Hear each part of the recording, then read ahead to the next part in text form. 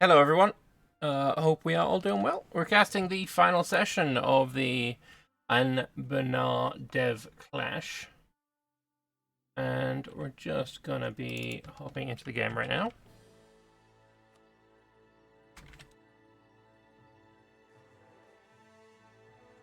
So I am joined once again by Findeath. I'm gonna go vocal in just a moment. But yeah, this is the final session of the DevClash. Apparently there has been a big old war that's been organized, and we'll be able to see what happens there. Hopefully a little bit more balanced than the last huge war that we experienced. But hopefully we'll have some devs that will be able to come and chat with us. And yeah, we'll learn some interesting things about Anbennar. So if anyone has questions, you leave them in chat. We'll try and get answers to them. And yeah, we should have a good time. Yeah, I'm going to go undeafen myself now. Possibly. Possibly indeed. Hello, how are you doing? Hello. I'm doing fine. I'm just loading the game. How about yourself? I am very well, thank you very much. Looking forward to today's dev clashiness. Yeah. Yeah. Is Fatherlorris around? Is he supposed to be playing? I think. He is currently Oh, in China, so no. oh, no. No, alright. Okay, better eliminate that from my stream title. And Fatherlorris, delete. Yeah, There see, we he's been in go. China for a couple of weeks Yeah. now for a mid-autumn festival, which is very like him. Indeed. Ah. Alright, okay. So, have you heard I'm anything about the organized conflict that we're going to be witnessing today? I'm gonna be honest, I have not. It should be interesting, and also like, how's it going to be positioned is the question. Like, is it just going to be just team versus team, or is it are they going to try and split people in half and then go like one front is location and the other front is another location? I Or like, have no idea. I think no matter what way you split up the teams, there is going to be some imbalances there. So I don't know how that one's going to work. Um, I mean, we can't even get the likes of the North Aelantir fully involved because the portal isn't open. So they would have to sail over to get involved in any huge war. Maybe well, that's they something could. that they could have save edited, is to get the portal open and have that Oh yeah, all. the port. You know, that might be what they're going to do. I mean, I can't actually look at the provinces properly here. Oh no, yes I can. I'm just going to go to regions map mode. The portal in the middle of Eodand. Yeah, they could probably just go in there and go through the deep woods. Maybe that'll be active. Hopefully, we'll see. Although, didn't you have to colonize that province to actually, Yeah, I know one of the you know? first things that Eodan needs to do before they open the portal is colonize all of the woodland area there, and they haven't done so. Mm, So yeah, I yeah, don't see it happening. no, sad, really. I Indeed. mean, I'm sure they can all ship over. It's not like they're allergic to boats. Well, I mean, maybe Amanda and the Yin is allergic to boats, but Yeah, they'd all have to get well, on boats from Eodan. Or maybe yeah, it's going to be a case of they're going to fight in the New World against, I don't know, Dragon Dominion, Araya potentially, Busala, maybe. Sestier Mark, something like that. I don't know. I'm sure they've come up with some brilliant plan, and it's all going to go swimmingly. Ah, oh yeah, and I think someone's just gotten slotted into one of the Sarhali nations called Merrick Daban, whatever it's called. It's the pink one in the east of Sarhal. You can see Oh, there's a player right there. Luz is in that. yeah. Not sure why. Leo's was playing a different nation before, and he died. So Oof. I can't remember what nation he was playing. But yeah, he hasn't been around in a couple of weeks. So I don't know. He's Fair there enough. to. I honestly don't know what you're going to be able to do with that nation at this point in the game. But good luck to him. Good luck and get well played, I guess. Hopefully. Hopefully, yeah. Maybe he's just going to be a little. He's just going to be a little March sort of boy who just focuses on just one fort and then runs away as soon as they see a big army coming his way. Maybe that's his role. Just do Entirely sneak possible. attacks. Yeah. Alright. But yeah, Alright. who would you be rooting for? Obviously, team wise, I don't know really, but like Yeah, individual I don't know player either. wise, who's gonna do well? Individual player wise, well, I feel like I'm like, what's the year? Oh god. I was going to say Poplazam, but I just realized it's 1529, so no, they're not going to go that well. I think it's probably going to be Ratkaz, actually. Oh yeah, Ratkaz is actually quite sizable. It's a big chunky. Also, no military is nothing to scoff at. they're so close to a coastline in the north as well. If Yeah. they're just one little riverlet away. Imagine if you could have rivers be navigatable, like in Don't CK we've 3. Yeah, I'd love that. I don't even. It's something that we've chatted about on these casting streams before, but I would love to see rivers play a bigger role in Anbennar. They don't even need to be navigable, just being able to stop armies marching across them, but for Yeah. specific points with straight crossings. It would add so much. I would love to see it. Yeah, that's actually a thing with some of the bigger rivers in the mod, like, for example, the Yin and, Carignana. what's this called? Yeah, the Karinyara. Yeah, I want to see that more. I want to see Yeah, that it is in the actually super Keterada nice. River. I can't remember what that one's called. I want to see that one in the River Allen. Sorrow. Yeah. Is that called the Mother's Sorrow? I think like it's that. called. Yeah. Yes, it's just basically the whole hit story behind it is the mother of Ellicat cried, I think, and I don't know.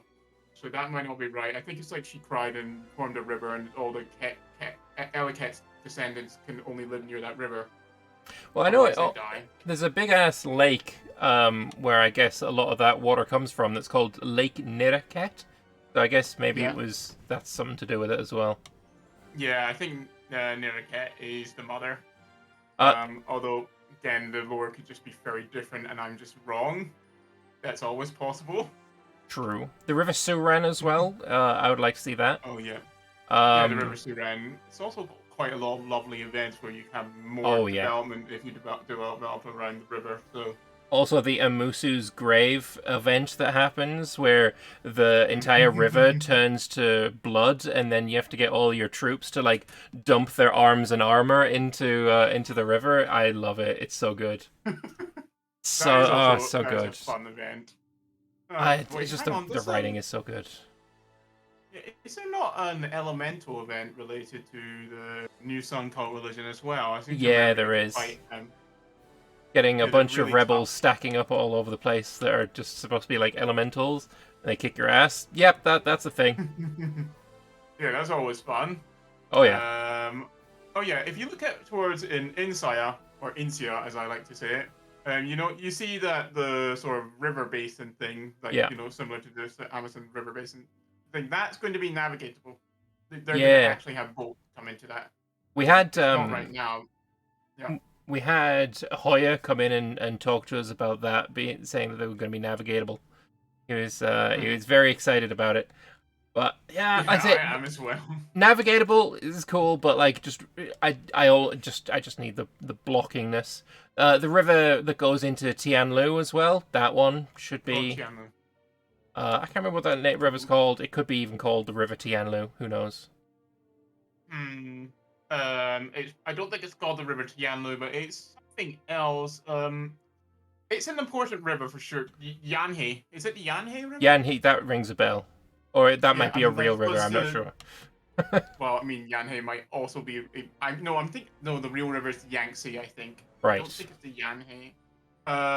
Well, there's actually several different big Chinese rivers, so maybe there is a Yanhe and I've forgotten. But it's like I'm fairly sure that it's like the cities were called the Yanhe city states around near Guh, where Balrajan is. That area is called the Yanhe republics. Oh So yeah. I'm fairly sure that river is the Yanhe. Would be quite nice to be able to navigate that.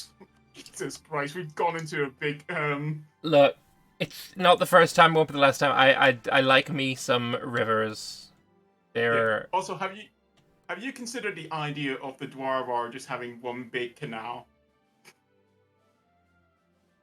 uh, as in a mechanical like EU4 style canal, or like No, like literally, just like it acts as a body of water that you can put boats on, but it's just a canal going alongside the railroad. Would that be something you think would be entertaining? Like you just have galley combat in the mountain. look, that would make Verkal Dromak way more important in the Dwarvar. Imagine if the end of their mission tree was that underground lake that they're after. They find it Yeah. and it bubbles up and floods the entire Dwarvar, and then you need your Oh, that would be galleys. That fun. Yeah, just get your galley, start flowing down the river. I don't think it's going to happen, but it would be fun. No, it would be fun. It'd certainly be kind of like a change where God, what was it? The wine hold, Krakasol turns all Halos into wine producing provinces, which I don't think anyone's going to be able to do in an NP certainly, but No, it's always interesting when that happens. yeah, for Dramatic sure. changes. Yeah, I'm going to be playing a dwarf in my next MP. I'm fairly sure. It's one of the things I haven't done in multiplayer. Also, Aureus doesn't like that you called it the wine hold. It's the beer hold. Okay, Oris, when you create a beer trade good, I'm gonna call it the beer goods, beer hold. It's wine, so Yeah, technically it should be grain that Fish. appears if you want it to be a it beer. should be grain actually. It's ale. Ale is still Ale. grain made, right? Mm, I'm gonna have to look this up now. yeah. I feel like I might be doing a dumb. You have to fact check yourself. What is ale made from? Ale is made from malted barley. Barley is a grain. Yep, there we go. It should be grain. Change that event. Make it all grain. Yep. No, don't do that. Alright. So what have you looked in Southeast Halos yet? Have you seen that monstrosity between Arawakan and whatever the hell that tag's name is? Or Zavalior. I haven't, but I'm more looking at the demilitarized zone of Chien Bin Rung. Yeah, it's an interesting line. It's a DMZ. But yeah, Ozel Veorth. Is that a vassal of Verkal Ozavar? I think so. It must be. I mean, only dwarves have the weird characters like that, honestly. Although Godair Kai has the O with dots. I guess it's not just dwarves. No, I mean, it's literally only Ozavar that has dwarves, and it's just like everyone else, just human simps for dwarves. You know, like how we have elf simps in Balwar. In East Halos, it's all dwarf simps right here. I mean, you would, though. Yeah, of course I would. Dwarves are clearly admirable. They built giant fucking holds that are valuable. And they're wonders of the ancient world, practically. And the modern. Why would you not simp for them? Meanwhile, elves just, I don't know, cause the world to die a little bit. Why would you simp for them? Fair. Well, I mean, it's only one elf, really. We'll just blame it all on Ducaniel. Ducaniel is getting blamed for everything. Yeah, I mean, even things he has nothing to do with. It's Ducaniel's fault. Just blame it all on him. Hey, what if I want to blame his father or his brother? Can I do that? You'll have to convince me. Okay. No, I don't really want to. I don't really feel like trying to do it. I've forgotten already. Alright. What else is different with the map? I mean, we've got the Sarhal halflings just already unified their islands, which is pretty nice. Also, at the start of the game, we should be looking towards Carinia, because they have a funky little button that they can press. Yeah, if you've seen my interview with Cargwin until the very end of it, you'll know what's coming. But if not, it's gonna be you're gonna Either love or hate it. There isn't actually any in between possible. Yeah. What if I love to hate it? I feel Then like that's not an in between. That's just bipolar. Fair enough. Yeah, aren't there any players in the Lake Fed? I thought, yeah, there's players in the Lake Fed. Why have they not unified the Lake Fed yet? In fairness, it is only 1529. Oh, well, yeah, true. But I always find the Lake Fed usually, like when the AI did it, like literally patches ago, it would always form by 1500. It'd just be like, massive Lake Fed is #1 world power immediately. I'm just like, okay, I'm Magma Harma. I'm trying to get over there and do the stuff to the Lake Fed, but they're already unified. It's was always really annoying. Clearly a skill issue. Yes, it is a skill issue on my part. Farmed is the #1 great power when I'm slowly colonizing across the plains. Ah, good. Maybe, well, it might not be your skill issue. It might be a skill issue on the part of... Ditto, I think. Is it Ditto playing Ditto? him? Yeah. Maybe it's Yeah. Ditto. Ender's Ditto, it has to be Ditto. Yeah. Alright, okay. Oh no, Ditto's in my chat. No, I'm sorry. Ditto's he's gonna remember that. There's just that little message above your head that says Ditto will remember this. Oh. I messed up there, huh? Anyway.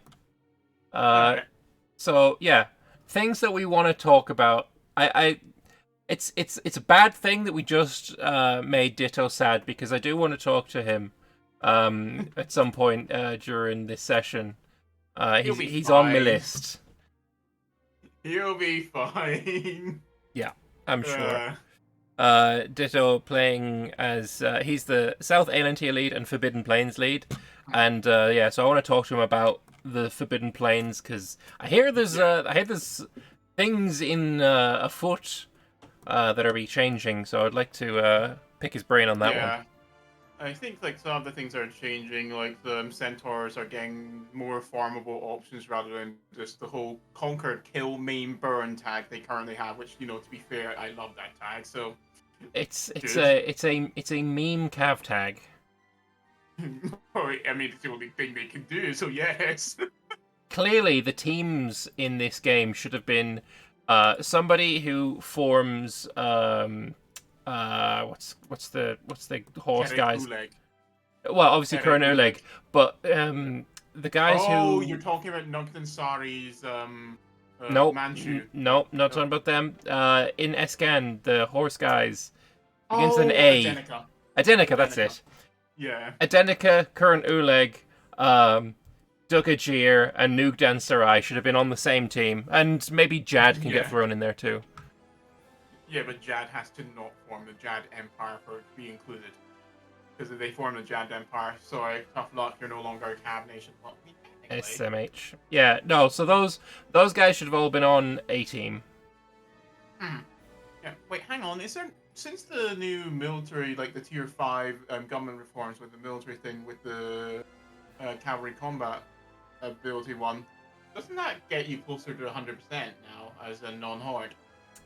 I think so, but also you don't lose too much by being over your ratio anymore. It used to be just like a flat, like, nerf to your tactics, but now it's like a gradual thing.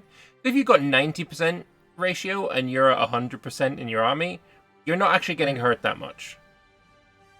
Yeah, no, it's not as too big of a tactics drop, although any tactics drop is just, yeah. Yeah, I would rather have had it the, like, it was like, if you had your ratio was slightly off scale, you just get normal combat bonuses, but if your ratio was just right, you get an advantage in your combat bonuses. That's the system I probably would have preferred. But, yeah. I think being... If you're wanting to be exactly on the ratio, it's so hard to control it, though. Because of reinforcements and replacements to your front lines, and it's just a pain. Yeah, it's like, basically with the way combat works now, there's no way we can actually have that be a reality. Oh, we're starting. Hello, there we go. Okay. All right, so yeah, we want to keep an eye on Corinna, and see if Yeah, okay. Cargwin clicks the funny button. Oh god.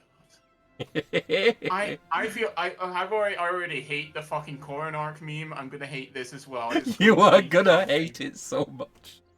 You are gonna despise it. Yeah. I'll just find Cargwin later and hit him in the head with a mallet. Maybe that'll go away. Or send him further down the rabbit hole. Alright. Also, if I start slowing down the game, I'm just gonna stop my stream again because it's like, usually my modem's new positioning, it usually does 40 upload, but it's been a bit funky today, so I don't know. We'll see. Alright, Cargwin, you know what to do. Click Yeah. the funny button. Come on. Fucking make me hate myself.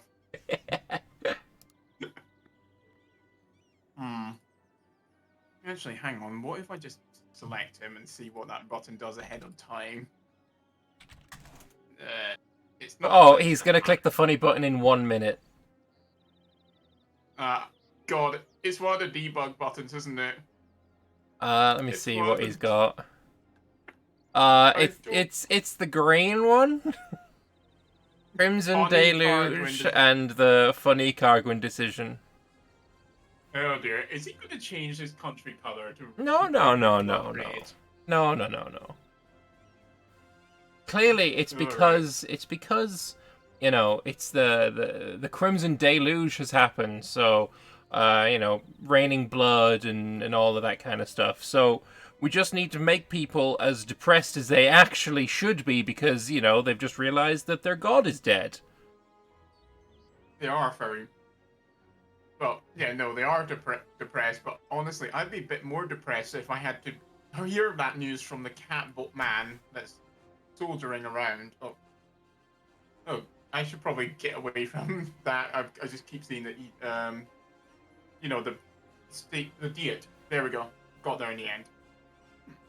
Yeah. Also, he's gonna click the button after we have a couple of people hot joining, so we can scan around until that happens. Right, let's see. I'm going to click on the Cav Nation with Elephante's Cav Nation and see what their Cav combat ability ratio. Not ability. It's 50%. You get there eventually. Yeah, I got there in the end. So, Lakefed, they can unite as soon as they've written their constitution. How do you write your constitution as Lakefed? I have not done it. You have to do parts of your mission tree, and depending on what part of the mission tree you complete determines what your Lakefed formation is in terms of ideas. I think, although it's like before they had different names for what farmville you'd think, but I think they've merged all the farmville to be one name. I don't think the national ideas are the same though. Depends. Oh, they currently have the modifier writing the constitution. So, in 1530, they will be able to. They'll either have a event, and then they can form their Lakefed, or they can just form their Lakefed immediately after that. That's one of the plans. But actually, we can grab Ditto in now, and he can explain himself. Yeah, he can explain himself for us. Explain how he goes from 0 to number 1 in the Great Powers list. Okay. Right, okay. We'll try and find him. Is he in the slot available for Come Talk to Caster? No, he's not.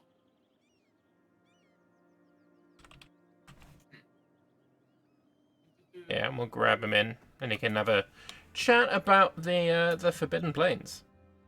Forbidden Plains, and maybe he'll give us some hints about what ogres can do. I want more ogre content. I want Makrahama to get the respect they deserve. My favorite tag in the Forbidden Plains by far.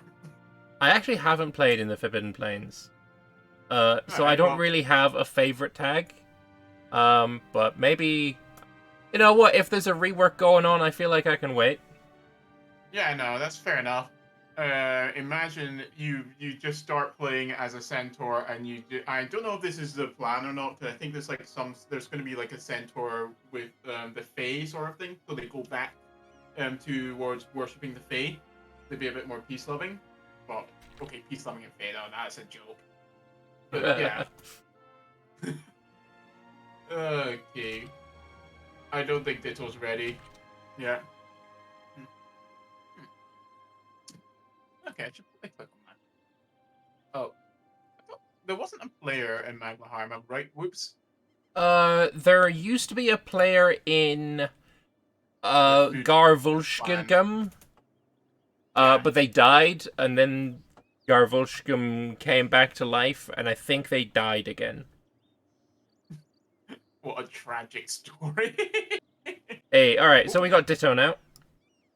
Alright. I'll drag in. Okay. Hello there, Ditto. How are you doing? Ditto. Hello. So, to start off, who are you? What do you do in Anbennar? And, yeah. I am the lead of Forbidden Plains and South Atlantia.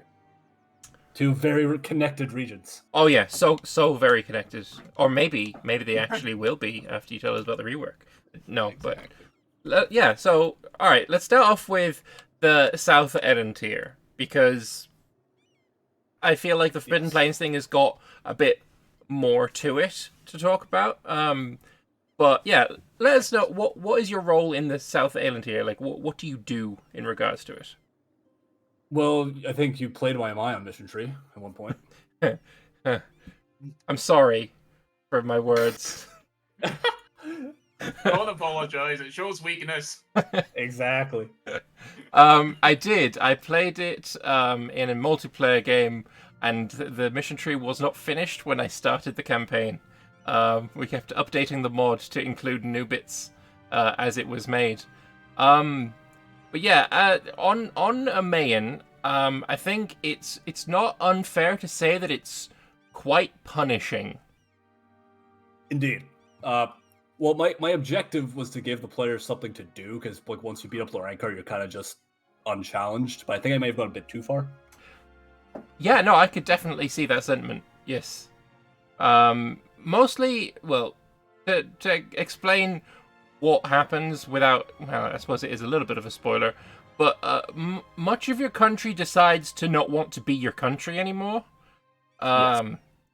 A bit like if anyone's played Imperator, which is a shrinking amount nowadays, a bit like a huge civil war in Imperator where most of your country isn't, you have a civil war but with two tags, which is... Yes, it's like the Jad. Yeah. I like that idea in general for civil wars to actually be a war between two different tags. But I feel like it needs to be a thing game-wide rather than specific to, like, mission trees, in my opinion. But I don't think EU4 really has the ability to show that very well. Yeah. Yeah, no. One thing I do like about many is the fact that you can actually choose to flip to the Gods of the Tayshen, despite the fact that Gods of the Tayshen doesn't have religious mechanics yet, I don't think. It does now, actually. That is one of the things that has been done here. Oh, okay, yeah, never mind. I ate my words when I just clicked onto it to look at the religious tab. Well... Can I interrupt just a moment, because we're about to get the funny button from Cargwin. Oh, yeah, that's a good... Right. And there it is. No!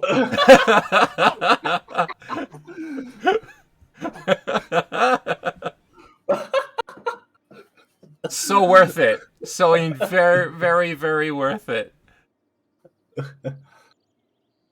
And there's some more. This is the deluge. The deluge is happening. Actually, if you look closely, you can see the fog of now. Incredible. All right. So worth the effort put in. Yeah. Anyway, yeah, let's back on topic. Let's go back on topic. Back to the religion. Tayshen, yeah, it has two mechanics. It has the Aztec mechanic where you need to vassalize a bunch of fuckers, and then it has a deity mechanic to show how well your specific ruler is doing. Okay, all right. Okay, so it's basically got what are the base underlying mechanics for it? Like what how did you design the what was the design built upon? Like was it wasn't with the deities or anything, right? Yeah, the tracker is a deity, but Alright. you don't pick it. It's like automatically assigned depending on what you do. Right, oh, okay. Well, that's pretty cool. And Right. then the Aztec mechanics it's pretty much just the Aztec mechanic. It's just a bit reworked to have like different requirements. Oh yeah, I mean I can't really see that right now because of the hot join, but as far as I saw, it looked something about Liberty Desire instead of Doom. Which Yes. it's gonna be kind of sad that I don't get to yell Doom every time I get doomed, but We'll get to that. We'll get to that. honestly, Don't worry. We'll get to that mechanic. okay. It's clearly the most important thing about that Yeah. mechanic is just the ability, or even adding a sound file into the game to shout Doom for you. Oh that could- yes, right. I think they can actually do that. Like literally, there's so many mods out there that have think you custom can. sound files for stack wipes or stability hits. I've got a few of those installed in my private game. Perfect. So with South Elantir as well, was it your choice or was that a higher tier choice to remove the Leechman? That was a J decision. That was a J decision? Okay. Yes. As South Elantir lead, were you in favor of this decision? I like their existence, but I do understand why. They literally don't have mouths. So like they're incapable of doing diplomacy in the style of EU4. I mean, they could write. I missed it. They did sign language. Yeah, It was sure. Yeah, great. they do have some communication, so like I wouldn't regard them as like animals, like some people might say, but No. they don't. They lack certain governmental capabilities, at least in this time period. Okay, fair enough. Because there could have been some racism involved in there. Like the Clanorians could have probably just wiped out because they thought they were just degenerated. That's probably quite valid. That does happen to a fair extent. Yeah, They're that's not completely gone, but that does happen. pretty valid indeed. Which is it's kind of like how the in North Atlantia the mute guys with no mouths. Yes. They don't have any existence to their tag, but even though they're obviously intelligent enough, it's just exact same situation, I believe. Indeed. As well, speaking of South Island here, we just had a tag change for I can't remember what they're called. Ayaya. They're now called yes. Zul Gorur. He's just formed. I believe his this tag. is just a meme thing that River Doge implemented. He Oh, made a huge submod about the Leechman. Oh my god, he's trying to make it Zul'Gurub, isn't he? Fucking World of Warcraft. Click on his religion. I want to see if he turned to Leech Father. he has indeed. Leech Father's thralls. Yeah, there we go. Oh, he didn't And even use the Leech Father. He didn't even use the Leech Father mechanic. He made a new religion for this. Of course he did. That's what And happens also when the host is also in charge of the mod used for the multiplayer. Yeah. Okay. It's actually got Leechmen right there. Yeah, so it is something else that's happened in South Atlantia. Like, FLI people do have content now. You may have saw that he like teleported around at one point. Yes. Earlier on. Yeah, no. Can you explain that mechanic for us? Yeah. So basically, they have Holy Site mechanic. So when they're migratory at the start of the game, their goal is to like go around to each of their little sites and like get an event. Okay. And when they do this, they're able to teleport closer to the next one. All right. Okay. Also, have you looked at the government mechanics for Zul'Gurub right there? Just the fact that they've got their special buttons already. Are these the FLI ones or? There's one that said Goddess's Might, it gives you morale armies and infantry shock, and then there's one that gives you money, and there's one that gives you what was that? Like attunement tier 3, whatever that means. Yeah, what? I don't know what that means, and I'm scared to find out. Let's get away from this. The jungle is alive, and attunement is how well you get along with it. So, we're definitely saying that this is not going to be a part of the November 20th update on Steam, then? This mechanic will be, though not this like Zul'Gurur. Not Bleach Funnel Zul'Gurur, stuff. but That's fake. but- That's made up. Oh, yeah, but no, the teleporting obviously. thing is good Yes. to go. Okay, perfect. Because that did look very interesting. So yeah, Yeah, no. teleporting to various holy sites. I assume these are the same holy sites that Zul'Gurur has right now. Yes. Okay. The whole religious group has the same set. Okay, perfect. Yeah. All right, yeah. So I'll definitely want to check that tag out. But shall we go and have a chat about the Forbidden Plains? Because we could also chat about what Amadi is like right now. Sorry, Ditto, I had to. yeah, no, of course. Amadi has been a complicated development process, to say the least, because ultimately they're trying to make, you're pretty much making it from scratch, Okay. because there's nothing really established there other than that they have gold. I mean, So that's kind of enough for colonization. Just that's not ask for the colonization, Spanish. but that's not enough for like Yeah. local content. You know? No, for sure, for sure. So, what is the? Do you have a plan going forward for it then? My thoughts actually haven't even been that strong. I'm mostly just overseeing the other core team members discussing it. Mhm. But a major thing that's being discussed is wild magic. Ooh. Ah, well, magic, like from D&D. Then. Yes. Oh, I like the idea of that. What thoughts are there? Like, what form will that take in a EU4 style? In EU4, it will likely something being considered as having like almost like a cycle where it can intensify or de-intensify, and effects of magic can be manipulated depending on that. Okay. Will there be any kind of interaction with that annoying blue desert to the south? That is something we're trying to determine because it is right there, so you think there would be, but currently all of its lore just says it flows to the west. Just as a Why suggestion, that is? you could have like expeditions to collect some of the blue dust to bring back to use as concoctions and ingredients and stuff for We could- magic. That's So more of an Artificer era thing, is the thing. So that'd probably be like Vic 3 content. right. Okay. I think there's another thing. You could always make it wild magic is more exacerbated by that blue dust. Like if you That is- consume it. In some Yeah, that way. is something that was also thought about. I was also considering having like, you know how like Potosi is kind of like a big deal because it's gold. I was thinking of doing something like that for Damestier. Okay. Oh yeah, right. So it's like not like the glowing city, except a bit more. Except like Damestier. it's a mountain, so it's not a city. It's just like Yeah. so the moment colonizers show up, it's like, Interesting. Oh. So they can't get to it. I yeah. And guess. like a bit to the south, it won't be this update, but next update we're looking to do some work in Devand. All right. Well, we've had a lot of fun concepts to look at over the past year on the Amadia, and I'm happy to see that it's going somewhere. Yeah. All right. Anyway, But- let's go back to the topic of the Forbidden Plains.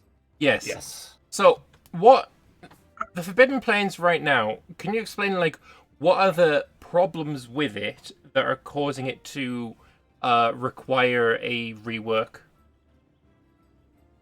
Well, I guess the fundamental issue when I became lead is that like the mechanics here are very interesting, but the lore was kind of like all over the place. Okay. Because Yeah. like you see all these people just sitting on an island for 1,000 years. It's like, okay, what happened? True. And then within I mean- 100 years, give or take, they all unite. But why didn't they do that for the 100 years before the game started, kind of thing?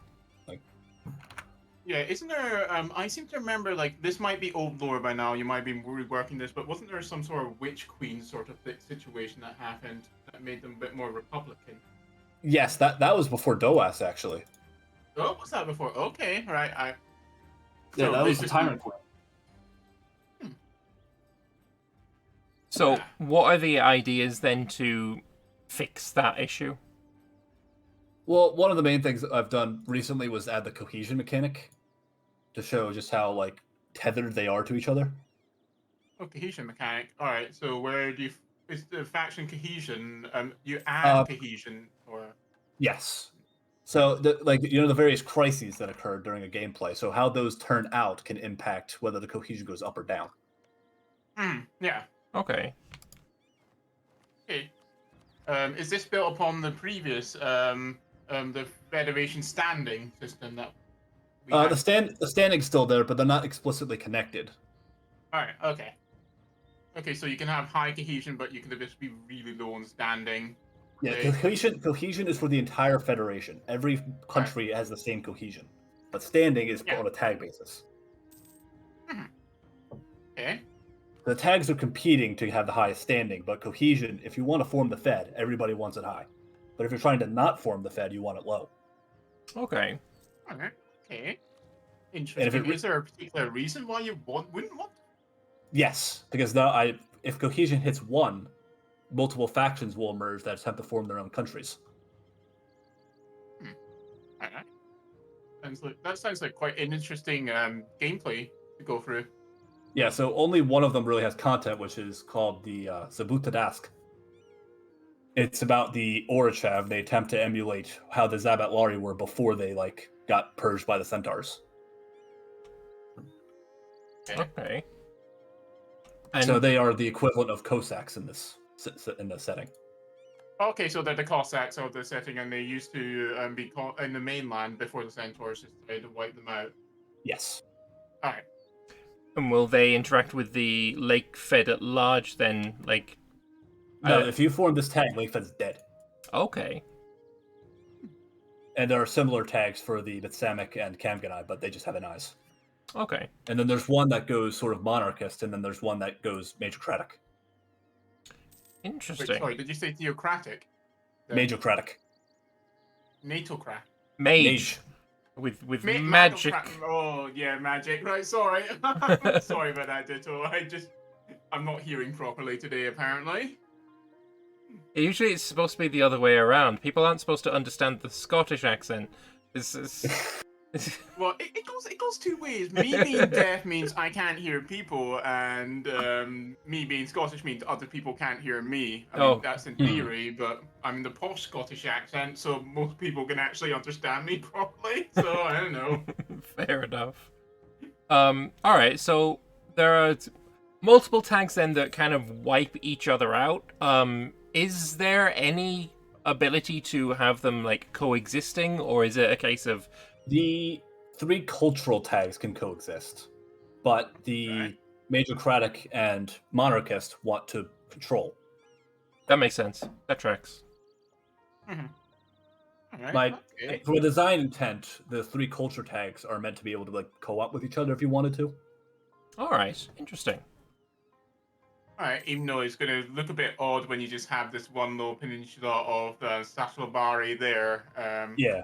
Just completely separate from the rest of them, but Well, you don't get all the cultural land. The Zabutudas just goes into the plains mainly. It just has the little peninsula. Alright, okay. And then the Betsamic would focus on Yelmoitsa, and then the Kamganai would focus on Nozabuk. All right.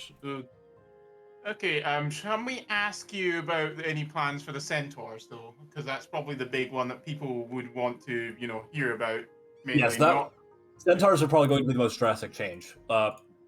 Their starting setup will be completely changed. Instead of just being little OPM tags, they're actually going to be tags. Oh, I'm gonna miss the OPM tags. It's unique, it's fun, but it doesn't really do anything because they fill each other up. Look at Battle Song up here. They just fill up in 10 years anyway.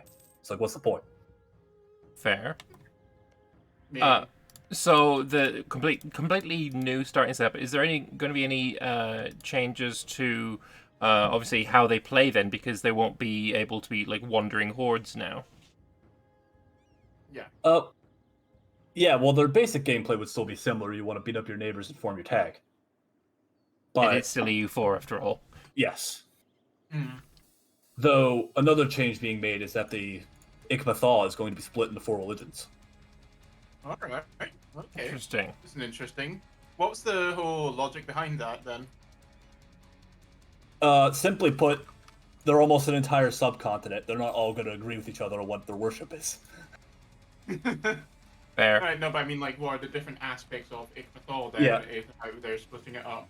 So one of them is pretty much the type we have now, just kill everybody, we're the strongest people around, fuck everyone else. One's more of strength, but sportsman-like. Also, the concept of honor. Yeah, like Valor, like we're stronger than you, but we're not killing you. We're just better. Like noble centaurs. Yeah. Okay. Then one is more like shamanistic, like they focus more on like magic and Ichthyosaur as like a storm god. Okay. So they all have stories about lakes with Ichthyosaur then. Or in theory. Yeah. Right. And then the fourth group is about like mostly about motion and like how he is like the wind and moving about.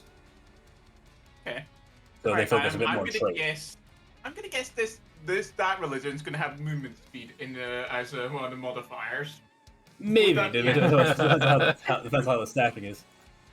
Right. Yes, because centaurs famously not fast enough right now. Need to be made faster. They need to be faster. They need to be a car. Room. Exactly. Oh yeah. There was an idea that was bandied around a while ago that having centaur that go worship the Fae was scrapped, or was it just not actual reality? It's ancient lore. Centaurs were Fae themselves once upon a time. Yeah.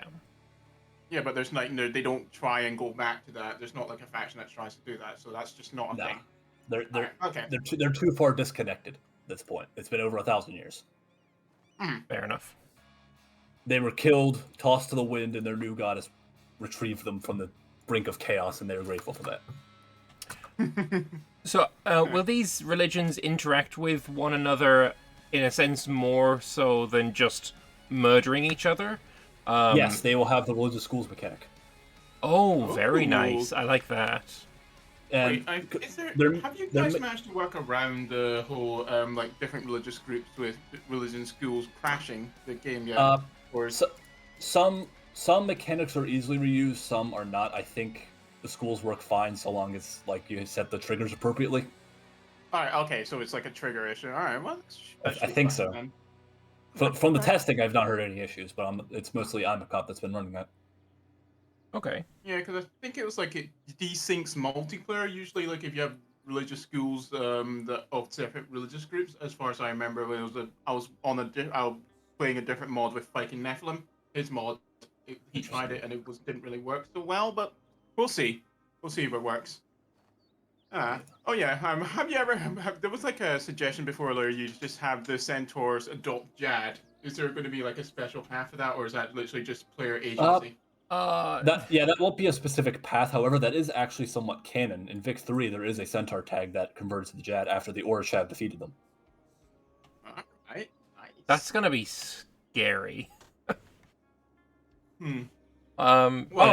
Your hate of the Jad is going to make you just hate that Look, centaur tag, isn't it?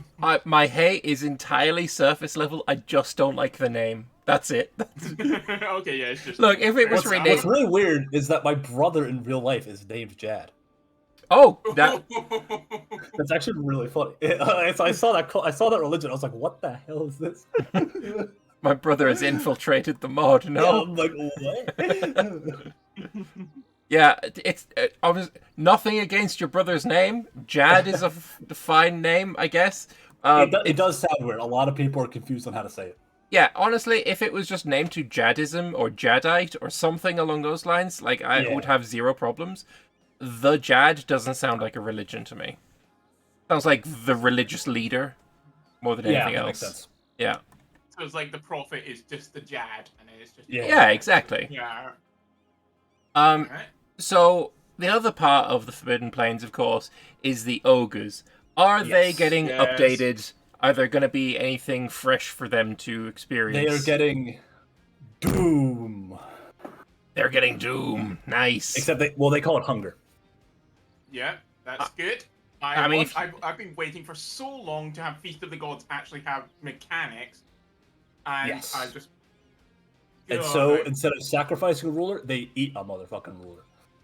I mean, I imagine if you're an ogre and your entire life revolves around like eating, being hungry is, I mean, that's doom. That works. Yeah.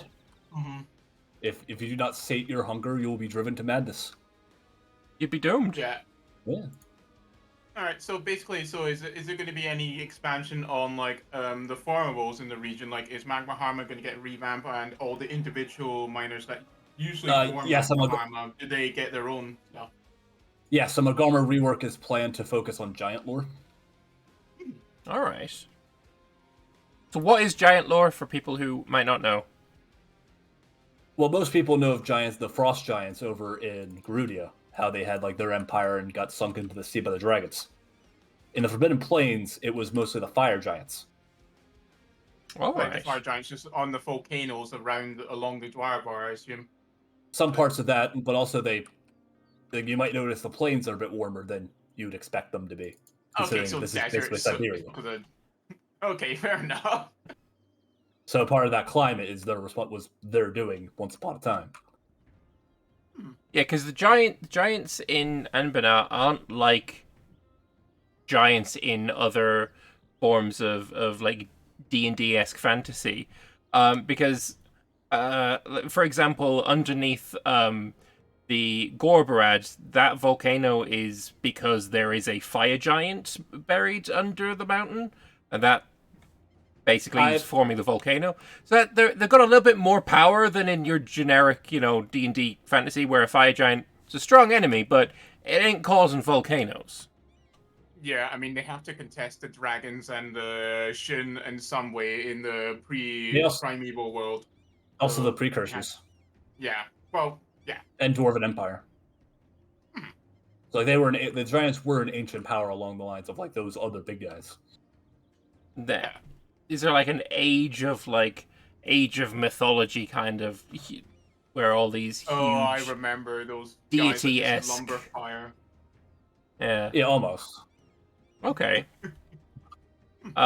So fire giants are keeping the area warm for the entire Forbidden Place. They did, so they're not anymore. Yeah, there's still some remnants of this, like you see the islands warm despite being in Siberia. I thought it was under floor heating, I'm not gonna lie. So yeah, okay, so how does that impact the ogres then? Well, the ogres were made by the giants, and Magarma was founded on the ruins of a cloud giant city. Oh, okay, that's not something I knew. That's cool. Yeah, actually, if you click the proms, you can see a monument there now. You can see the Magma Harma is just a floating city that fell to the ground on the Day of Ashen Skies.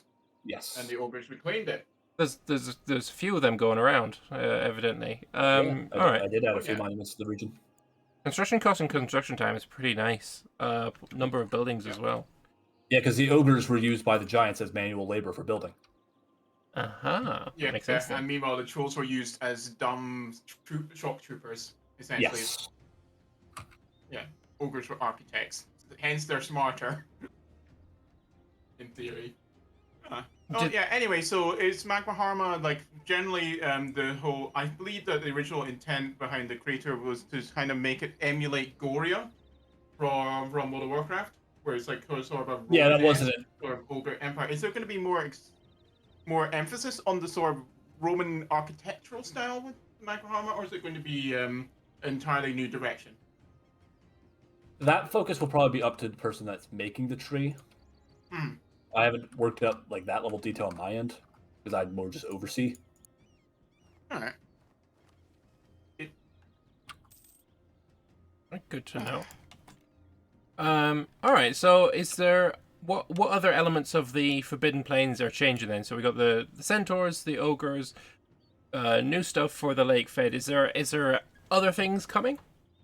After Sarhal update, I'm probably going to be looking into the Calcito mission trade, the Unified Lake Fed.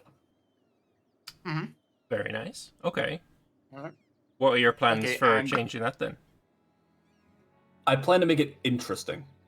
You haven't played EU4 in a normal sense to get to that tag, and I intend to keep that vibe. I plan to make it interesting. I feel like pretty much every mission tree designer should have that mentality. In the sense that, like, it'll be, instead of just being a bunch of missions, it'll be more systemic driven. So, we're not talking like a Mayan style interesting, though. Nah, it'll be like, Like, I intend to have it more focused on like diplomacy and politics rather than just conquer. Okay, nice.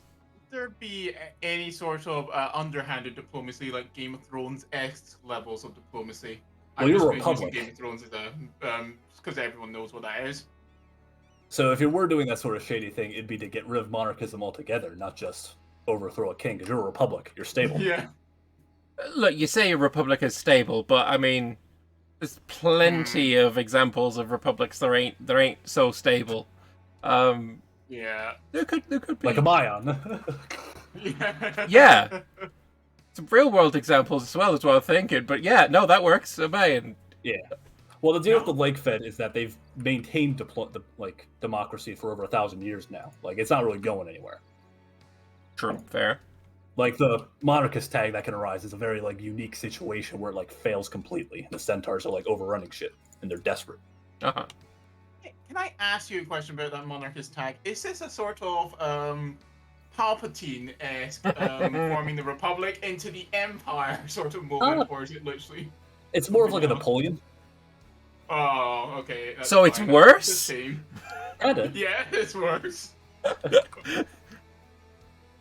All right. So as well, one thing I want to ask as well is, you know, the area north of the command, that big wasteland where everyone's trying to decide what to do with it. Valley. Do you want the lake-fed areas to interact with that in any way? Have you any ideas on what you would like to see there?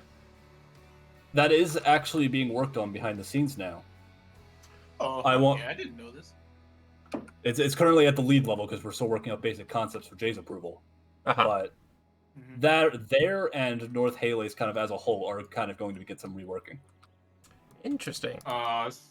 So there's nothing. There's not going to be anything that's super exciting, special going to be placed there, or like it's not going to be like a super secret old world mechanism there. Hopefully, no. Probably not off the wall that much. Aww, I do sad. like. I'm gonna have to wait a bit longer. I do like how Findeath was. Obviously, we talked about that area last week. He was super excited about all these different possibilities, and as soon as you mentioned that it was pending J approval, that's what tipped him into being sad about not getting what he wanted. Exactly. That is pretty much how it goes around here. Fair enough. I'm still pulling for Drow. That's my desire. That's what I want. Drown in the valley. I don't think we'll ever see Drow. I hate to say it, but I know, but I'm still pulling for it. That's Yeah, you're using the sub mod, right, for the Drow? Oh, I will be. Yeah, for sure. That's gonna be a part of my multiplayer going forward. Clearly. Yeah. Alright. No, There's not like any spoilers we can get about the valley then, or is it just like hush hush? let me think. Well, it's more so that nothing's entirely decided, but there will be more interaction between there and the Lake Fed. I can say that much. Nice. All right, okay. That's good to know. The wastelands will be adjusted a bit. Yeah, these huge provinces, lots of wastelands. There's definitely space for something interesting to happen up here. So yeah, looking forward to seeing what eventually come up with. Before anyone in any chat mentions, no, there's not going to be any dwarf holds there. There will not be. No. Yeah. The dwarves have It's reached always their been there. extent. Yeah, and also too unstable to dig in this region. That's why there's no dwarf holds or tunnels Yes. there. Clearly, the underground compasses used by dwarven diggers when they were in Ovdal Kanzad, their compass wouldn't point north, so they never went north. Yeah. Yep, indeed. That's entirely canon. Yep. Said on the stream. Yep. That's what happens. All right. So yeah, is there anything else you would like to shout out to stream or pull people's attention towards? I think we discussed most of the regions. Any particular tag that you want people to go and play? Not quite yet. A lot of it's still up in the air. Maya's also going to probably get a rework at some point. Yeah. All the Oh, I mean, Tejan stuff has yeah. been Oh, I mean, yeah. I mean, oh. I'm sorry. Amayan did what I wanted it to do and get people interested in the region. I consider it a victory, even if a lot of it didn't work out as well as I hoped. Yeah, I mean, the first couple of chunks is obviously a main mission tree is in, sections. Yeah, stages. Yeah. The first couple of chunks I really enjoyed. That last one, I mean, could have done without it. I mean, I especially enjoy becoming the monarchist part of the tree. Spoilers, by the way. Yeah. Yeah, just becoming the monarchy and adopting the local religion, and also keeping the modifiers for when you're digging out those precursor ruins. That's also quite sweet, right there. Yes. I broke it when I played it because I actually formed Chaos before continuing on with the missions. I did. My odds ideas were buffed to make that less of an incentive. That's fair. Okay, that's a good idea. Yeah, so I missed out on being able to dig up for precursor relics because I was the Chaos tag instead of a main tag, so I didn't get the options. But no, I enjoyed like 2/3 of that mission tree very, very much. So 2/3 of a good job. You know what? That's a deal. Yeah, I mean, it was Meatloaf, wasn't it, that said 2 out of 3 ain't bad? So, I'll take that. But yeah, thank you very much for coming to chat with us. It's been an absolute pleasure, and glad to learn a bit about a area of the map that I haven't spent a whole lot of time in. So, yeah, thank you very much. Yeah, hopefully any changes you make will encourage Lambert to actually play in the region. Yeah, I mean, I definitely have ideas on... look, there's a list of tags that I want to play, and there's only a certain amount of hours in the day that I have to play them, so it's just adding more to the list. It just has to be very alluring, make him play right away. Yeah. But yeah, thank you very much. Of course. We gotta see what the fuck my team's doing. Yeah. All right, chat to you later. Thank you very much for joining us. Bye-bye. See you later, Ditto. All right. So yeah, he still has a bit to do to form the lake fed, but he's getting there. No, absolutely. He's just still writing the Constitution. If you looked at the mission tree there, I just realized where the writing the Constitution modifier is about. Yeah, it's like for a year short each. amount of time. It just stops you from clicking the next mission on the chain to write the Constitution, and then eventually you just keep clicking each one. And this last part of the mission tree that will allow you to choose what your federation is going to do. Yeah. Like give you different options. Also, I have Susurrus in my chat saying, surely one of those on the to play list is the most tormentful mission tree in Anbennar. Yeah, sure. Braylar can be on the list. Yeah, Braylar's definitely on the list. It's a Republic in the Yin. Why not? That's unique. Sure. Especially if you could do Dragon religion, which I think was he aiming for? I mean, he was spreading it, but I don't think he's got the rebels anymore. So no. Did something change? Like, well, something changed is that he's now at war with Eodand, which oh is... my god! Hoya. Sorry, I just got confused with the fact that Hoya is saying to. So you know how we were saying we were wondering what the North Aelantir players were going to do? Yeah, they're not playing. Yeah, they're not playing is what they're going to do to get involved. Fair enough. That explains a lot, actually. Yeah, yeah, it does. Why it's no longer in the... Oh well, poor Unique Empire. But more like poor Dragon Dominion. They're going to get eaten. Well, that's also not a player at the moment, so it is what it is. Oh well. I mean, and Lepton's just sitting there nervously looking at the Eodan. They're going to just try and colonize down south, and they're going to get fucked. I feel like what Lepton is looking at is Moonhaven colonizing the island there, and he could be next. He's ripe for colonization. I mean, I don't know if they're. I guess Eodan's not actually a great power, so it doesn't matter. It's fine. Speaking of great powers, who have we got? We've got Dehui in first place. Great Shaz. Oh, Great Shaz! Oh, Rakaz became the Great Shaz! Oh, that is a downgrade in map color, I'm not gonna lie. Well, I mean, it's supposed to look demonic in color, so I think it's fitting. Heavy upgrade in flag, though. Big fan. Yeah. That flag is very nice. I I think that's just the same flag it had before. It's just. Oh, is it? Okay. Well, flag it's rename. it's Yeah, a nice still... flag that I didn't look at before then. Yeah. Hang on. Let me see where the Great Shaz modifier is then. Like, oh, it's a ruler trait. Yeah, it's a. If you look at the ruler trait for the Nakad Gizit's one Slayer of Slayers, he's got a Patron of the Arts. He's also Sarab's Chosen, which is a Great Shaz, I believe. So he gets raising power again, which is great. He gets infantry combat ability, which is kind of minor. It's I mean, like the 2.5, good, but it's not that great. Yeah. Good just plus 5%. The important part though is the demonic power. I mean, I wouldn't sniff at goods produced plus 5%. That's also pretty nice. Yeah, it's nice, but I would prefer 10 for a really obviously. Good Hey, here's this good modifier, but wouldn't you prefer if it was doubled? No, that's great. And obviously powerful mage as well. I mean, you would. Yeah, I wonder if he's what the there's also the patron system apparently is in. I can't look at the events for that badly, but yeah. Okay, hang on. So, what else is unique with that? You can contact the Sarhal book. Are these just new decisions with religion? I don't know, but invoking the Hellfire is a very cool name. Oh yeah, invocation of gold, invocation of eyes, invocation of blood. It's only 10 demonic power for 20 years of one of these benefits. And he's getting +1 per year. Yeah. Like... +1 per... Actually, it's currently going...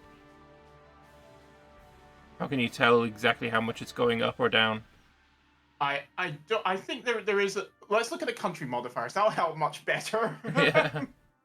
But yeah, called the demonic power. I feel like that's a cheap cost for what really are some really nice benefits.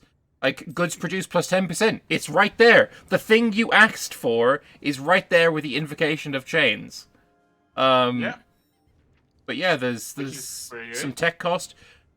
I mean, I feel like it's totally worth clicking this, taking your tech, and then going back to whatever you had before. Like that's a really nice system. And then 0 demonic power is no benefits whatsoever. But yeah, demonic power gives discipline. Yeah, it does. Gives discipline. It gives you unrest because naturally people are not going to like being under demons, and also local goods producers just goes down. So that's tech is more expensive as well. Yeah. So it's it's a trade-off. And you're also getting local goods produced modifier minus 20%. Yeah. So high demonic power, it's definitely a trade-off. I like that idea. Yeah, indeed. So it is called demonic power, right? Let's see what the demonic power gain is. Apparently those are base religion mechanics, and the Shaz stuff is very different in the main branch, according to Aureus here. Okay. So it's very different in main branch. In what way is it different? Like, I feel what I would love to chat to Aureus, but he doesn't have a mic, so at some point I want to do have a sit down and chat with him and maybe get an AI voice to do do his bits. That'd be really cool. That would be quite fun. All right, okay, I found the yearly demonic power. There, it was under Y. I don't know why I didn't think yearly. They're having 2.1 yearly demonic power, so it's actually increasing upwards. So every 4 years you can click a button. Indeed. Does Slickle have it as well? Yeah, Slickle has it as well, but they currently have 0 demonic power. So their tech is cheaper, but they don't have as much discipline. They have more goods produced, so they're probably getting more income. Well, no, because they're tiny. Their yearly demonic power is going down by 0.2, so they're not actually going to be getting that up very much. So raising, for example, gives you a lump sum of demonic power as well.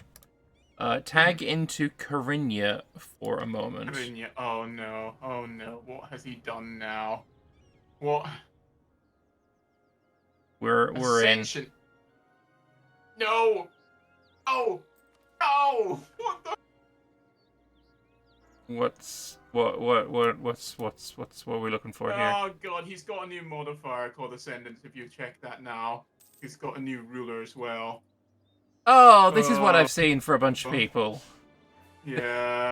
This is good guy Witch King. I feel like everyone probably has this to fight the big war. But yeah, they got a war Oh, wow. mage, the Grandmaster Kargwinya Karinya. Hateful. Yeah. Hateful. It's and apparently leagues have formed. Oh, okay, so the big war that we're gonna have is actually the I think is gonna be the League War. Ooh, okay, alright. I could see that being good.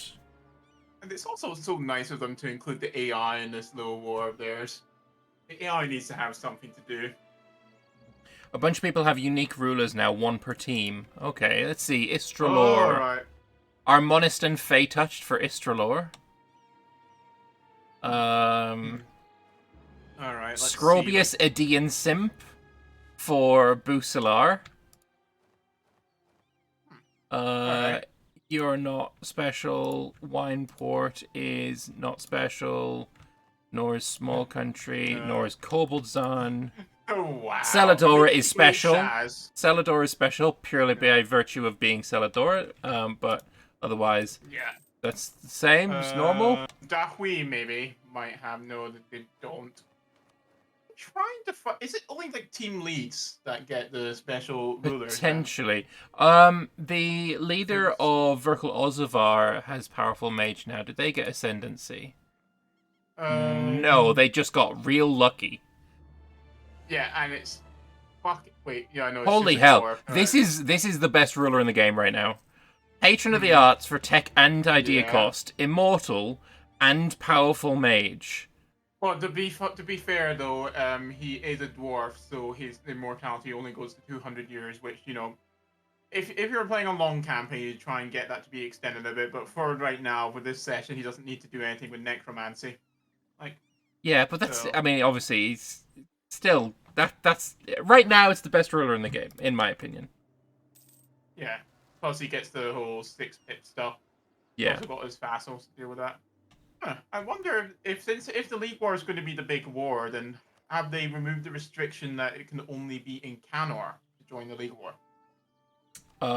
Don't know. It'd be a good thing to check. Because right now I'm not actually seeing that. Maybe they have to do alliances. Maybe that's what they're doing. They're just going to call in alliances. No, we can't. I looked at Bursar they can't join the league, but they could ally, one of the league leaders. Yeah, that's probably what they're going to do. They're going to ally the league leaders. Also, it's just entertaining to me that Grudagot is in the Regent Court League. A bunch of random trolls in the north. Oh, Grudagot actually has a player. Yeah, it does. It's pretty interesting. Grudagot playing as Grudagot at the start of the game. Like before, like a few patches ago, it was really hard to even play as them because Bjarnrik would just steamroll you. Right. The change that Jorgis has made recently is that Bjarnrik spits out like 1 to 3 vassals from themselves who are insanely disloyal to do independence war. So right. you can literally wait for them to declare war on you, and they get spits like 1 to 3 of those vassals out, and you can just go, and those vassals won't be fighting you, so you can just focus on a mega small 1-state Bjarnrik and beat them up. You get all you want. Yeah. Without much AE. Okay. They're going to. They will be declaring war on you with anti-monstrous, so you get less AE from that. Great. Oh, Dugajir is fighting the command right now. Ooh, yeah. All right, I want to see that. I just want to see elephants ruining hobgoblins' day. That's what I want to. Yeah. What I want to check out. Hang on, like, what's the main race? Oh, they're humans. All right, yeah, their main race is human. I was just like, what if they're Harry Mari riding elephants? They have 95 cav to infantry ratio. So when they have a fight with their... Oh, they actually have got some infantry. Oh, well, never mind then. Kind of factor. Alright, oh god, it's a shame they don't have 100% now, isn't it? Yeah, I was going to try and see what the exact modifier change is going to be. Alright, look through the mission tree. Maybe it's Ruler Guardian or Oh. no, that's not it. Lake Fed is forming. Hmm. He has formed No. Kelsaito Sorjdal. Paused for Lake Fed Wait, moment. hang on. So now we'll The see name all I of think. this get integrated into the wider Lake Fed. Yeah, they're just gonna start inheriting Yeah. everything. Let's look at the Great Power list. Oh yeah, that's gonna change. It's currently Yeah. it's currently 721, Yep. Let's look. It's 733. gonna be up there. Servar Oh, system 816. development. That was a big jump. Every month they're just getting bigger and bigger. Oh yeah, no, but their rating's not going to increase though by much, is it? Because they wait, no. And They I should. can hear him deleting troops. Yeah. Why is the rating not increasing in the Great Powers list? I don't know. Oh, it has hey, now. There we go. It's updated. Yeah. Yeah. Goodbye, Servar. You're no longer Great Power. Right. So up to 936 now, 987. Always this slow to get Lake Fed sub people into the Lake Fed. Like they always do one by one. I thought it was like instantaneous. I think it's multiple a month, but they're not. It's not instantaneous. All right. Okay. I think he's probably going to be third at the end of this.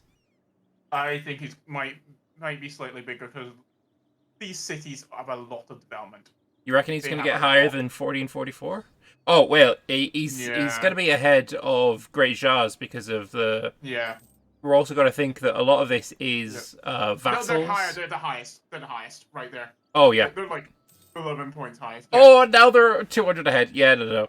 Yeah. This is why we don't seed Lake Fed in multiplayer. This is the reason. You spend quite a lot of time in single player mode, and then you become the strongest power in the world overnight. Yeah, and they're not even ascendant, so as they should be because of the Lake Federation's development, they should be ascendant, but no. Lake Fed names changed to always start with Callisto. Okay, so this is Soj Dalisat, Oh. which I've heard is the Okay. strongest one.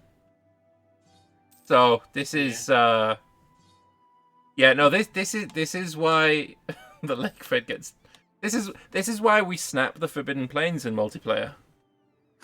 Maybe the rework will stop you from doing that. We'll have to wait Opium. and see. Oh god. All right, And is that it? Was that the last one?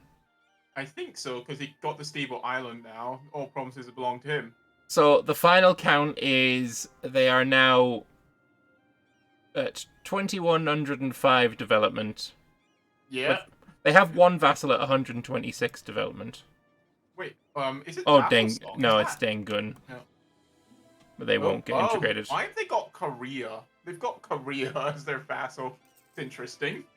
Yeah, so that's... They instantly became colossal. Do they have now... Oh, we can't even... We got limited ledger, so we can't see incomes. Yeah, but... They're at 150 income, losing 500 a month because of... They have so many ships. colonial maintenance. All of those lake-fed people were colonizing, and he's got to get rid of them now. Well, I mean, it depends. Hang on. Where's the colony? I can't actually see where the colonies are. Just want to see what rate this colonial. There's quite a few of them that are at like 900. You can see it on the right-hand panel. All right. Okay. There we go. It's 60 per year. Yeah. No, he needs to abandon. He's not going to get those colonized fast enough before getting into a deep depth. You say triple dev. No. This is much more than a 300% increase in dev.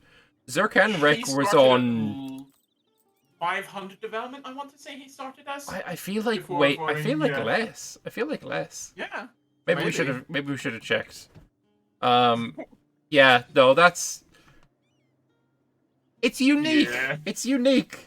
Whether it's good for I mean, multiplayer isn't really the way that Anbennar should be balanced, but it's certainly not balanced for Yeah, multiplayer. really. I mean, it used to not be balanced for multiplayer. The whole Astro devs, like before, like nowadays, is like literally the attitude was, this is unbalanced in multiplayer. You say, well, make a sub mod and fix it yourself. We're balancing for fun. But We now I don't- think they've had a bit more of a direction. We don't to need actually we make- don't need a submod anymore because we just Thanos snap the entire area. Yeah. Yep. Wait, hang on. So in your MPs, do you actually enable Mythic Conquerors? Like, Um, it's like an AI only thing. We That's like, we have done, but we generally don't anymore. Oh wait, someone in my chat saying it was 480 dev to start with. 480. Okay. Yeah. So yeah, they Alright. quadrupled, and then a Yeah. little bit extra on top of that. They're a fucking chunky boy. And They they've are a got their, chunky boy. They've got their pies in everywhere. They've got their hands in the pie of Halas. They've got their hands in the pie of I'm trying to say, what's the desert in Bulwark called? The Salahad. There we go. Yep. And they've got their hands on the the northern pass. There we go. Ah. Now we'll just have to wait and see who is the first target of Lake Fed Wrath. The battle song, I assume. Well, yeah. Yeah, and hang on, who's the nearest player? It's it's Mithridum is the nearest player to them. I thought the Crack Dwarves were but was a player, but no, not anymore. Battlesong has about 264 development that can add to Callisto Sojdal. But they could also like Nugdan Sarai. They could go and eat up or feed it to their vassal Dengun. When it comes to Mithridum, I don't know if I really expect them to do anything there. Purely because they can only like see 3 of their provinces, 4 of their provinces, and fighting in land that you can't actually get vision on is kind of a pain in the ass. Yeah, no, absolutely. Maybe if they were going to have a world war, why didn't they just give everyone vision up everywhere on the map? Wouldn't that have just been so much easier? That would have I mean, made a little sense. yeah, maybe it's like an event that River Doge is added for later on that does reveals it when the League War starts. I don't know. So They could steal maps, that's I'm true. not- Yeah, steal maps. Fair enough, actually. They could also just request maps actually as well from players before it starts. I'm just thinking, like they're currently purging Centaurs. From I the mean, Lake Fed. yes, I believe they would. I mean, yes, I guess for roleplay reasons, yeah. Okay, it's a roleplay and development class. I don't know why I was saying why don't you just accept them? Soldiers of the Lake, roleplay. Well, it's also because that's kind of their whole deal. Pretty sure they have to purge centaurs as part of their missions. That's dependent on which Lake Fed you create. Well, they've Like, gone with there's the militaristic one, so I imagine that might be a part of it. I'm not sure if it is actually. I think it. Let's look through the mission tree because it might be that. It doesn't look like there's a. Oh no! Yeah, no, it is the one. There's a mission that says wrong planet. Down the bottom it says all provinces no breeding centaur. Yeah, permanent 20% discipline. Sorry, 20% morale of armies, 5% discipline. Yeah. Yeah, and you have to have the modifier purging centaurs. Yeah. It's just Oh, upgrading God, they your are the genus. like yeah, but like in fairness, the centaurs have been like purging the humans here for centuries and centuries, so gotta get them back. Gotta get them back. Fair enough, I suppose. Oh, hang on. Like Durja and Durjat, you know, the elephant guys, they have actually taken a sizable part of the command. Wait. Hold on. Why is there a Leechmen provinces in Halus? What? What? Where? It's right in the very top province that has been taken with elephant guys. There is the Leech Father religion with the Leechmen right there in Karlstool. It's everywhere. Oh my god. It's a conspiracy. There's leechmen everywhere on the map. I feel like River Doge is trolling so hard. Yeah. Oh no. Well, at least the leechmen in by Santartis have been converted to new sun cult, so they're worshipping the elves. So benefit there. And we'll see if we can also have a chat with Elephant at some point. Oh yeah, that would be great. Elefante, if you're. Yeah, because he's in charge of the Rending, which is something I really want to learn more about. Yeah, I mean, as far as I'm aware, I'm not an expert. It's like basically the temples, the high temples in Hellas. Yes. The ones that sort of like they're sort of conduits to absorb spirits, so they're like prisons essentially. All right, I'm gonna drag him in. Yeah. All right. Yeah. Hello there, Elefante. Hello. Hey, where am I? What am I doing? You're gonna talk to us, and you're gonna like it. The Rending. Yes, like it. Understandable. Yeah, I already did that. Well, first of all, who are you, and what do you do in Anbennar and all that? Sure. Hi, my name's Ellie. I am the new Hellas lead. I've been on the team for quite some time, and I'm the guy that does all of the projects that no one else wants to do because they are too big or too hard. Fair. I am the guy that people tell to do stuff, or ask to do stuff because they do not currently have the faculties to do so. Fair. I mean, that's a.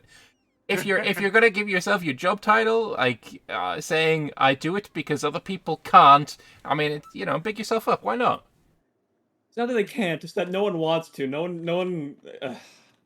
For instance, the Rending. We've been working on this for 2.5 years. No one. Lots of people have tried. They've all gone insane. I swear, the Rending has knocked off so many devs off of our team. The original people who tried it, I've never seen them again. I kid you not. They disappeared one day and never came back. They got rendered, clearly. They got rendered. That's all you could say. All right. So what is the Rending? Like, you keep saying this word, the Rending. What is it? All right. So, in lore-wise, around the 1750s, Karachi drills. They're drilling away at all the high temples in Hellas. The gnomes, they really started gnoming up the temples and destroying their temple cores and selling them off for a massive markup. Now, that's great for the gnomes. That's all well and good. Problem is, those temples were actually kind of important. So, it turns out temples, they are the only things preventing the great spirits from coming back from the spirit realm and rampaging over Hellas. The precursors put them in to sort of keep all the spirits at bay so they could do their weird experiments on Hellas. I don't know precursor lore. Sorry about that. But no, it's fine, don't worry. And around the 1750s, the temples, 3 temples exploded at once in Tugayasa, in Tianlo, and another one that I forgot. But yeah, the temples exploded and a bunch of great spirits surged forth. Life was subpar for most people during this time, as in probably your life expectancy was in the Cambodian range of maybe 18 years. Yeah, you do not want to be alive during the Rending. Spirits surge forth from the spirit realm. Everyone is not having a good time. Yeah, but there's some benefits to the Rending, isn't there? Absolutely. What benefits you get? So, for religions that traditionally are not a big fan of spirits, namely righteous path or especially high philosophy, or even left-hand path. All these religions, they don't have a lot of fun during the Rending. During the Rending, their entire shtick is we got to suppress the spirits. We got to for the left-hand path in the Oni, they have to corrupt the spirits, scour them, and steal their chi.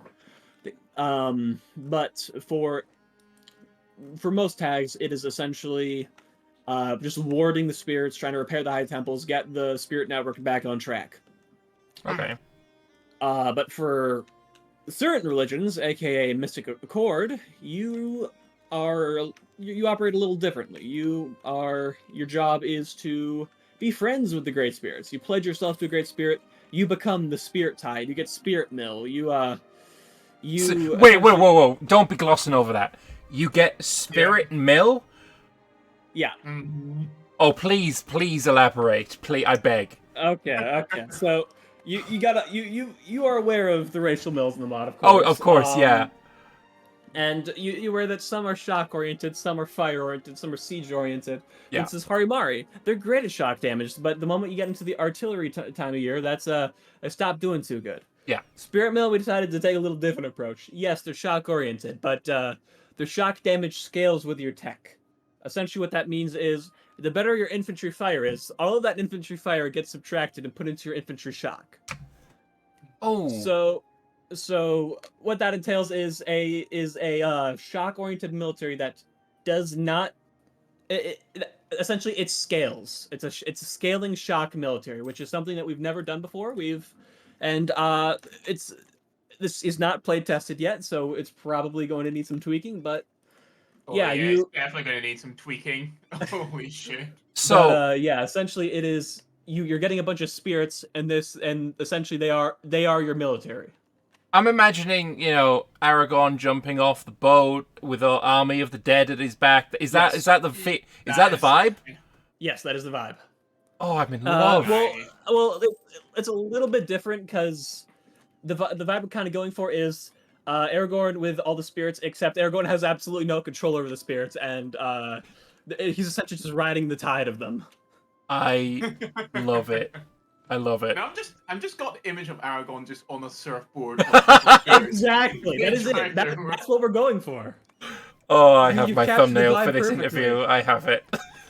We've captured the vibe perfectly. Come on. Okay, all right.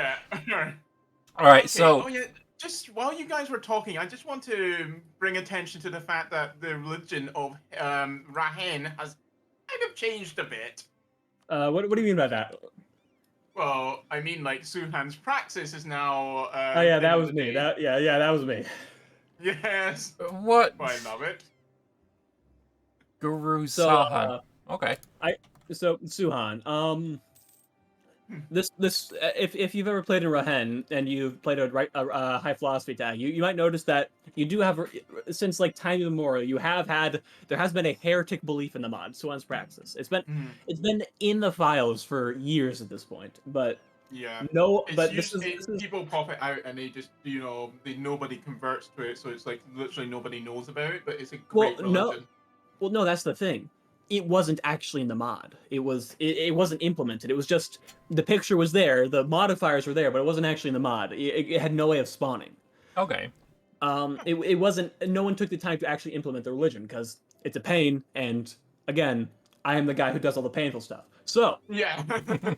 I eventually got fed up with us not implementing Swan's praxis, and I was like, I pinged the Rahen lead, hey, do you mind if I just do this weekend? And it was like, if you think you can get it done in a weekend, sure. And so I did, and now it's there, and it is wonderful. The idea behind Suhan's praxis is essentially that Suhan, he is a white Harimari, like a white tiger kind of guy. He is a guru from Yanshen, essentially a roaming Harimari, as they are called, from the city of Guhe in the League of Yansin.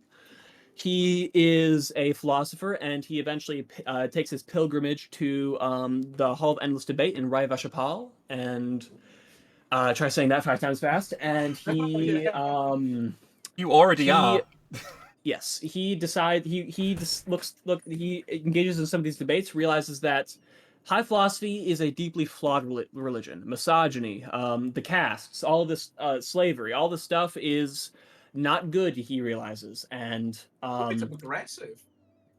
yes, he's very progressive, man. He is essentially the I don't know enough history to think of a good analogy, but he was an abolitionist, he was a women's rights advocate, he was all of these wonderfully progressive things in a medieval Indian society, and he went into the debate, and he was very good at it. So good, in fact, that he gained quite a following, and he decided to codify his thoughts and bring them up in the debate. And what it essentially was is he took bits and pieces of all the different high philosophy schools. He took the emphasis on law and order that Golden Palace has. He took the emphasis on family that Orange Sash has.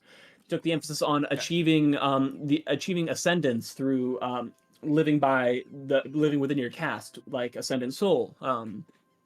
Or rather, not living within your caste, but rather living an upright life and I guess perfecting yourself is essentially the goal of Ascendant Soul. So we took all these ideas and melted them into one sort of smorgasbord, which he called Suan's Praxis. His praxis is the best parts of all of the Rahani religious schools, and even some bits of Yanshen from where he's from.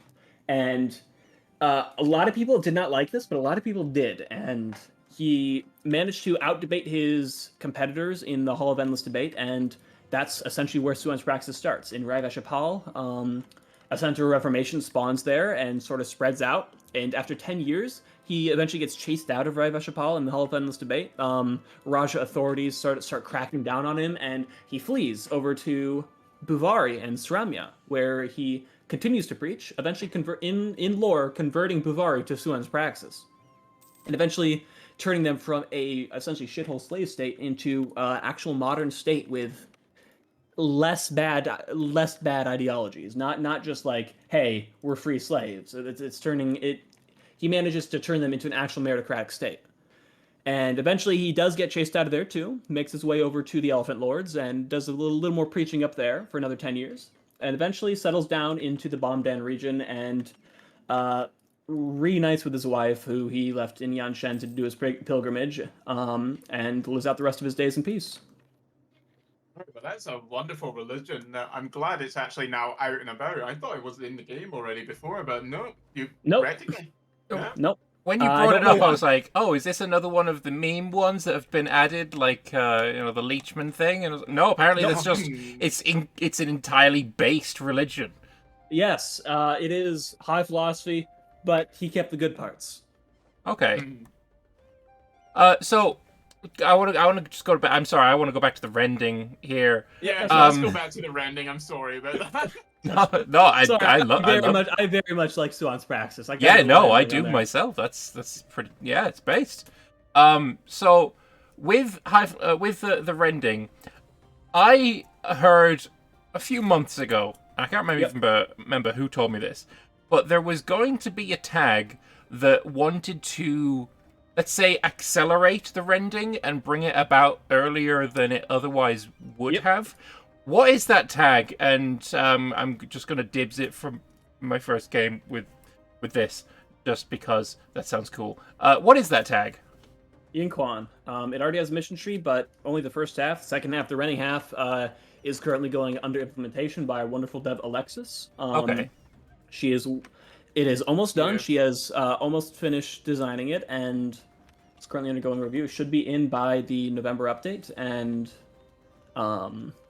in case you guys weren't aware, the mod is getting updated on, I think, November 20th. Yes. Oh yeah, absolutely. But Alexis was actually playing this tag at the start of the MP, but she sadly got crushed by, I think, Gafui. Yes. At the time, so it happens. The team placement in Yanshen was a bit iffy, but yeah. I think there's actually some clues about how the Rending is also related to Insiaya as well. There was some sort of discussion about that, but I don't think that's finalized. It is finalized. Would you like me to talk about that? Hell yeah! Talk to me about everything. Okay, so the way it works is, the valley. Yeah, I love the valley. I love everything about the valley. I love the fact that there's a pillar in the valley that unlocks Insiaya. Yes. Yeah. Do you know how that pillar gets its energy?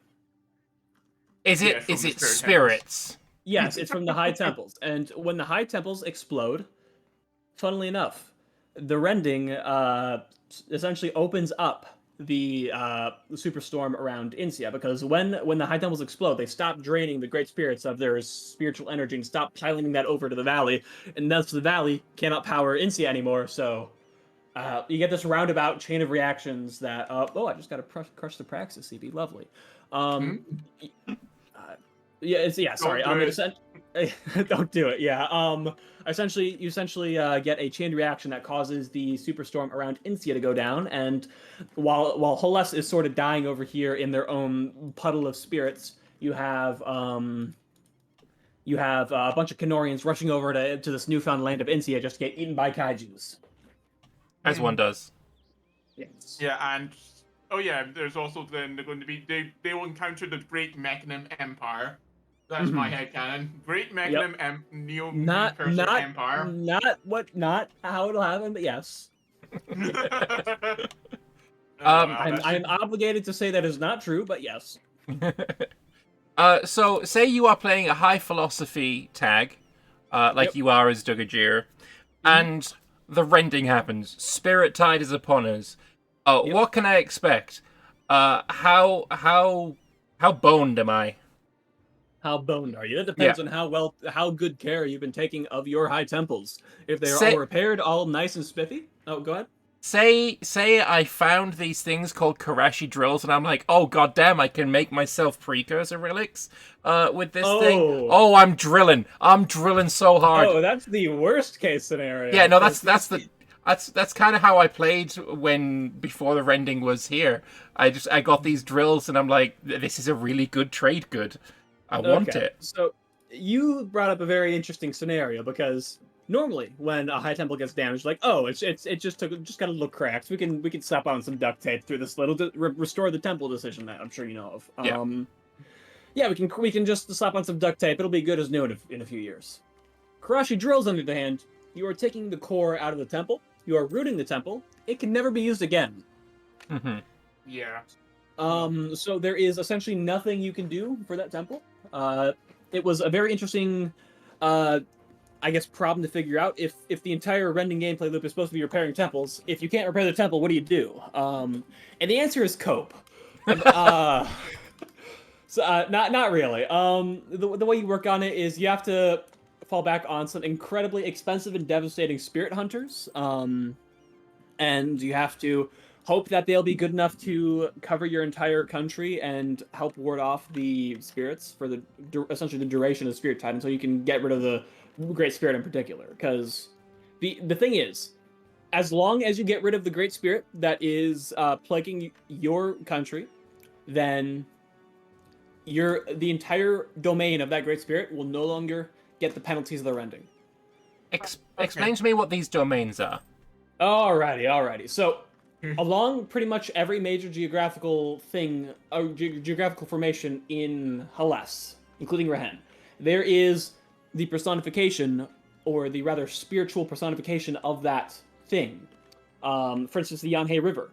The Yanhei River is the domain of Yanhei, the Great Spirit, essentially a Chinese dragon. It's a storm dragon. And I was right about the river name, by the way. Yes, you were. Also, a big fan of you're dragons. Very proud of yourself. remembering any name in Hellas is a challenge for most people. I understand that. No, that's fair. That's very fair. I mean, blame whoever decided to make the Raheni religion as incomprehensible as possible. Like what the heck is this name? Gavagundagundagun? That's not a real word. You see. Well, we deal with it though. That's all words. In the end of the day, are made up. All of them. Yes. So just some are more reasonable than others. Yeah. Except the word fuck. That's always been timeless. Yeah. Every single. I'm sure every civilization has had that exact word. Yes. Yeah. Absolutely. Yeah. All right. So the river is Yanhei. Back on track. Yeah. Essentially, there are a bunch of great spirits. The mountain Tugiasa, the Oracle Mountain. I'm sure you know of it. Yep. Tugiasa. That is its own great spirit. The great spirit Tugiasa, the Omniscient. That's how they get their prophetic powers. It's a great spirit that's essentially seeing into the future and seeing all this stuff and relaying it back to the oracular order. That's how they're getting their cool knowledge stuff. They don't know this. They don't know it's all coming from a great spirit, mind you. Okay. But they just think they're talented on their own, but it's just like a spirit decided to let them use his abilities. But that's the interesting thing. Can you try to figure out why a great spirit would help them? Because they're maintaining the pretty temple. I don't know. No, the temple's there to keep the spirit at bay. The spirit wants the temple gone. The reason the spirit is helping them is not out of any sort of affection for them. It's out of fear of what it's seen in the future, and we're gonna have fun with that in next update. fear of what's in the future. Yes. Victoria 3. Perhaps. Oh my god, no. Perhaps. I'm sorry. Okay, Okay, yeah. All right. So, is there maybe a spirit for the Carignana River as well? Yes, there is. It's a giant catfish. The Great Spirit Carignana makes the entire Carignana its domain. It's a essentially colossal tidal wave causing catfish that was last seen near the city of Enduvi. Okay. Oh yeah, I know where that one is. No, that's Saramia. But yeah, there are 14 Yes, great somewhere. spirits. There are 14 great spirits in total. I could go into detail about all of them if you wanted, but I bet you don't. Yeah, I'm no, let's tempted. not go on. I'm tempted. But how does the Spirit Tide like interact with Balris? Is there some Balris, interaction there? Unfortunately, Balris is taking a very, very comfortable nap and does not really care about the Spirit Tide at this moment. Okay. Yeah, Okay. meanwhile, these kobold subjects are gonna suffer Yep. greatly. Everyone is going to Like, suffer. In canon, I believe the kobolds were currently at this point subjugated by the Dragon Command. So you know they got their dragon friends. They're just hobgoblins instead of actual dragons. Yeah. All Dragon hobgoblins, who are the most they're the most scientific out of all hobgoblins as far as I remember. You are Yeah, indeed correct. Yeah, I have a question though. Like, so basically, if you decide to embrace the spirit madness, do you get to, when you're at war with someone who has not embraced the spirit madness, do you get to basically destroy their great temples to Yes. set free the spirits? Ah, Yes. nice. There we go. Oh. Yeah, no, destroying great temples is a core feature of the Mystic Accord path, which will just full disclosure, Mystic Accord path is not done yet. The other two paths are done. The Mystic Accord path is taking a bit longer. It should be done in the next couple weeks, well before the update, and at that point we should be down to play it if you guys wish. But yeah, until then, just be excited. It's very fun, and I'm very proud of what the team has accomplished in this time. I actually am very excited. Yeah, so am I. Uh, It's just like I'm just thinking like what left hand path. If those spirits go free, where are they going to get their power source from? Do they have to hunt these spirits down and trap them again just to get power? Yes. Yeah.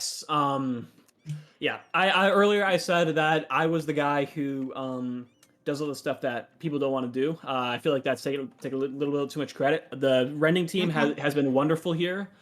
We have around 7 or 8 people working very hard on all this Rending content, and I could not have done it without them. For instance, we have Boynik. He's in this campaign. He's playing Sirenvar. He wrote, I think, 115 pages of localization, like Google Doc full-on pages of localization for all the events that you see.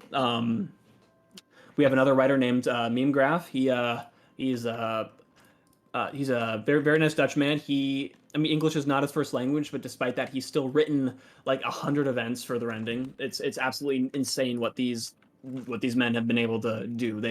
These two guys have single-handedly written, I think, around 400 events for the Rending.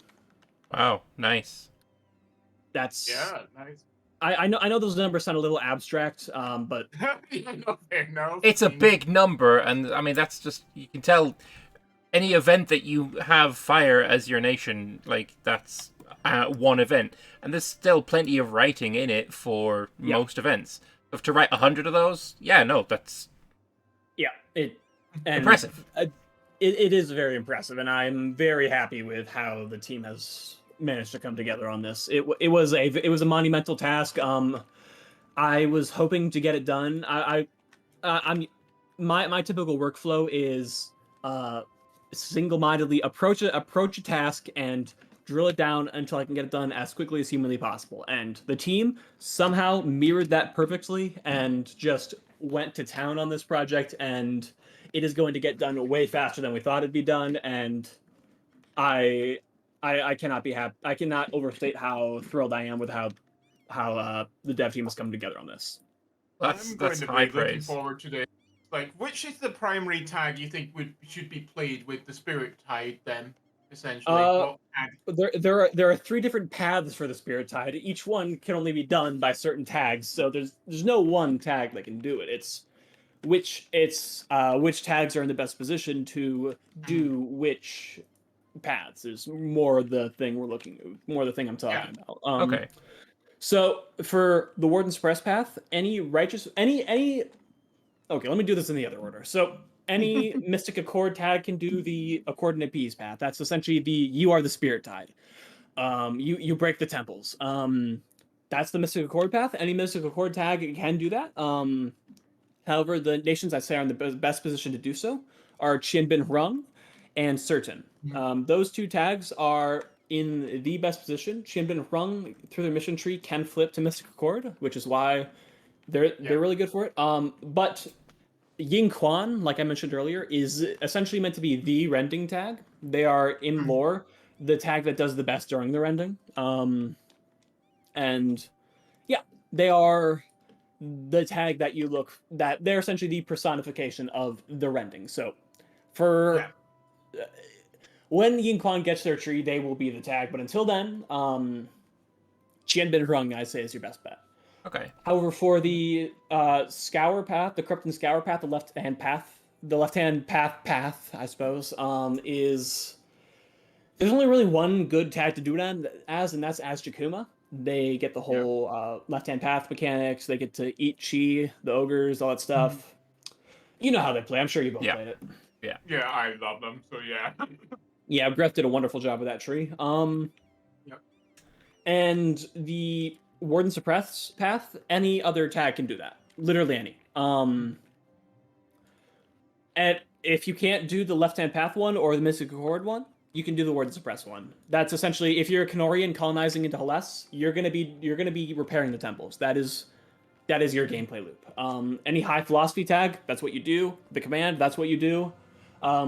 Righteous Path is an interesting one. They can choose to either they can choose one of three options. They can choose to repair the temples and fight against the spirits. They can choose to they can choose to join the spirits and do that whole Mystic Accord stuff without being Mystic Accord, or they can just flip Mystic Accord. Okay. They get the most flexibility in here because we didn't really want to lock in Righteous Path into one sort of path, so we gave them three. Yeah, it's got opportunity to expand in different directions. Well, we like that. We like flexibility in our games. Oh, for sure. Yeah. So yeah, whichever one is most convenient for you, you can sort of pick as Righteous Path. So for the Spirit Tide, you said earlier about when you're at war with somebody who is trying to repair temples, you can break their temples. Is that going to come in the effect of like a peace deal kind of deal, or how do you do this? So when you occupy the province, you get an event to say, hey, either you can break it or you can spare it. Okay. You're not going to spare it. Fair. When I break it, always break it. Yeah, when I break it, does it change into precursor relics? Am I strengthening my enemy in any way for this? No. No. You're not changing to precursor relics. You're just ruining the temple. Okay. There's nothing else you're doing there.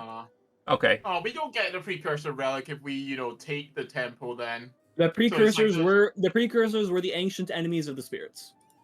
Yeah, but we don't get any of the precursor relics if we try and break that temple for ourselves. Oh well. Nope. Question from my chat. What happens if the Ghost Emperor is present during the Spirit Tide? And a follow-on from me. Is the Ghost Emperor in any way related to these spirits? Okay, so that's a bit of a rabbit hole we're going down. Okay, first and foremost, I believe it is physically impossible for the Ghost Emperor to be alive during the Rending. He's in my palace when the Rending sort of era happens, when I play as Mahong. Is it Mahong? No, it's not. No, Mahong, it's Hansai. But yeah, Hansai, yeah. I'm fairly certain he. It's been so long since I played it. I haven't put too much thought into this. This is not. Hansai is more of Tater's thing. But I mean, the guy who's doing the Mystic Accord Path stuff. Firstly, yes, he is related to the spirit realm. He is currently anchoring him. He is currently a spirit anchoring himself to the mortal realm. That is literally what he is. He is a spirit. But to answer your other question about if he would just be vibing there during the Rending, there is nothing to say he can't come back during the Rending. The Rending is when all of the barriers between the spirit realm and the prematerial plane breakdown. We could definitely see that stuff. We have not implemented it yet, to make it very clear. I am not certain whether the Ghost Emperor could stay alive until the Rending, because the Rending is like 1630. Right. Um, Maybe if Yingquan is very good at their mission tree. True. That is true. And which has been an absolute pain to think about, by the way, because like we have to every single time that we do make a minor design choice for the Rending, we got to think like, oh, but what if it happens 50 years earlier? Yeah. Like unit pips for spirit. Yeah, exactly that. That was our issue. Right. Interesting. Okay. I've got a question, because there's another ancestor spirit that's in the side of Hales, and it's the Uzavar. Who? I don't know of this. Who is this? Verkal Ozavar, the Dwarven tag. Oh yes, one of those that is on my list of things to play. Nice. Okay. I can attest to the quality of the mission tree because I made it. Oh, very nice. I didn't know he was a spirit, or if there was. He's not a spirit at game start. There is essentially Verkal Ozavar has sort of the first king of Verkal Ozavar is sort of just wandering around their halls occasionally, just vibing, and he's kind of like mindless until you sort of invite him to court, have a conversation with him, seek him out, and then you realize that there's a lot more going on with this guy than you thought. He almost in a way feels malevolent, and throughout their tree he sort of assumes more and more power in the state of Verkal Ozavar and starts setting up 5G towers around Hales to mind control them. That's dope. It's wonderful. And all that Osmec stuff, all that spirit stuff was added like last minute, and I was surprised how well it turned out. But yeah, just in general, I'm a big fan of how Verkal Ozavar turned out, and they do have some Rending content planned. I'm not gonna say what it is. I'm just gonna leave that up for a surprise for you all. Gonna let us play through it. Yeah, fair enough. That's fair enough.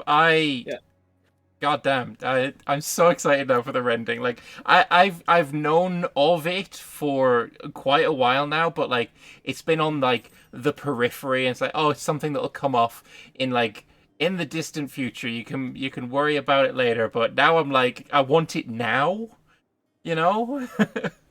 So it is in a playable state right now in the Bitbucket. If you ever want to give it a try, just not the Mystic Accord path. All the other paths are fine. Okay, just not that one. All right. Well, it's not done. The UI and stuff, the art and stuff is not done. Okay. But when it is, I'll slide you a ping and let you know. Oh, please do. Yeah, that would be great. Yeah, no, absolutely. Oh, Ghosts. Oh, you love to see it. Whatever joy you're deriving right now, I had that much joy making it. It's been a wonderful experience. Well, see, my joy and the smile on my face is coming from the idea of playing as the Spirit Tide. It's going to be absolute horror if I'm on the receiving end of it. Yes. Yep. Absolutely. All right. That's the way it should be. It's like the Dwarvar disasters. Always great. Yeah. Mm-hmm. Yeah. Oh, I've got more tags to add to my list of things to play. Yep. Which is always good, but it gets longer before it gets shorter. It gets longer and longer. I understand completely. Yeah. I've been playing Anbennar for years now, and there's still so much stuff I haven't done. Yeah. And I'm supposed to know the stuff that I haven't done, so yeah. It kind of gets interesting when like, wait a second. This is in Hales. This is my region. Why don't I know this? Fair. Look, I've never done Balris, the mission tree. I've never done the Balrisian mission tree. Me neither. It's on my list. Yeah, it's on my list. Yeah. And speaking of Balrus, they got eaten by Dwafwi, so sadness. Yeah. Yeah.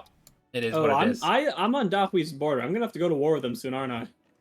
Oh yeah, definitely. And you've just got to cross through Nugtan Sari to deal with them. No, I'm Dugajir. So yeah, I think he's. I have a border with them. You've got 48 elephants. I think you'll be fine. I will be fine. Yeah. I'm not worried. All right. Well, before I let you go, then, is there any final words you want to say? Any tags you want people to check out? Is there just like final things? final openings. I guess this is my time to advertise. Yeah. I made the all claim mission tree. It is done. It is in. Have fun with that. It is as batshit as insane as the last one, just less. I just tried to make it actually playable. Oh, it's sad that we didn't have Fatherlorris for this, because he's been banging on about the all clan mission tree since the start of this DevClash. Fatherlorris is just obsessed with goblins. Well, that's because he is a goblin. No, I understand it completely. But yeah, that's done. It's in. Other stuff. I know that it might seem crazy, but The Command is a very fun campaign that a lot of people haven't played. I'd recommend giving it a try. Beagle Torin did a wonderful job with that tree. I highly recommend it. And the only thing I really have left to say is I am very proud with the last team that and the Rahen team, really. Just everyone past Bolwari has just done a wonderful job with the rending and getting all the stuff ready for the update, and I could not be happier. Nice. That's glowing praise. That's what you want to hear. Yeah. Indeed. All right. All right. Thank you so much for coming to chat with us. That was a genuine pleasure. It has been a genuine pleasure for me too. I was not aware I was doing an interview. Riverdoge just came in and said, "Hey, go to this. I'm sending you to this channel." I'm like, "Why?" And he didn't give me an answer. So he was just a bit of kidnapping. It's fine. Yeah, I haven't been here for the past couple of weeks, so I didn't know there were interviews. Oh yeah, no, you've been on my list of people I want to talk to for a while. I'm glad we got you on the final week. All right, well, I'm glad I've been here. It gave me some excuse to gush about Suhan, so it's been a good experience for me too. Yeah. All right, thank you so much, good luck with the inevitable Dugajir Dahui War. It's been a pleasure. Thank you very much. See you. Bye bye. All right, see you, Bante. Bye. The Rending. Oh, I'm so excited for it now. Yeah, like, I was excited, but now it's like there's levels to this. So I'm gonna guess is you're gonna play Ozapar during the Rending. The one that I'm most excited about is the one that isn't in yet. The Ying Kui. I want to play. Ying Quan. Yeah. Fox girl. You want to play as a fox girl? Just admit it right there. No, I want to play as a ghost army. Like. Well, I mean. That's so cool. Yeah. I want to play with a ghost army. The ghost army is going to be interesting. I think the artillery of the spirit artillery was going to be shock based, which was an interesting concept. Oh hell yeah! It's usually just fire. Yeah. God, what was I? Oh yeah, but yeah, basically that nation, the Ings. I keep forgetting how to say the name. They basically start with the ruler is a spirit. Whatever. Well, I don't remember what the actual name of the race is, but it's basically that. Okay.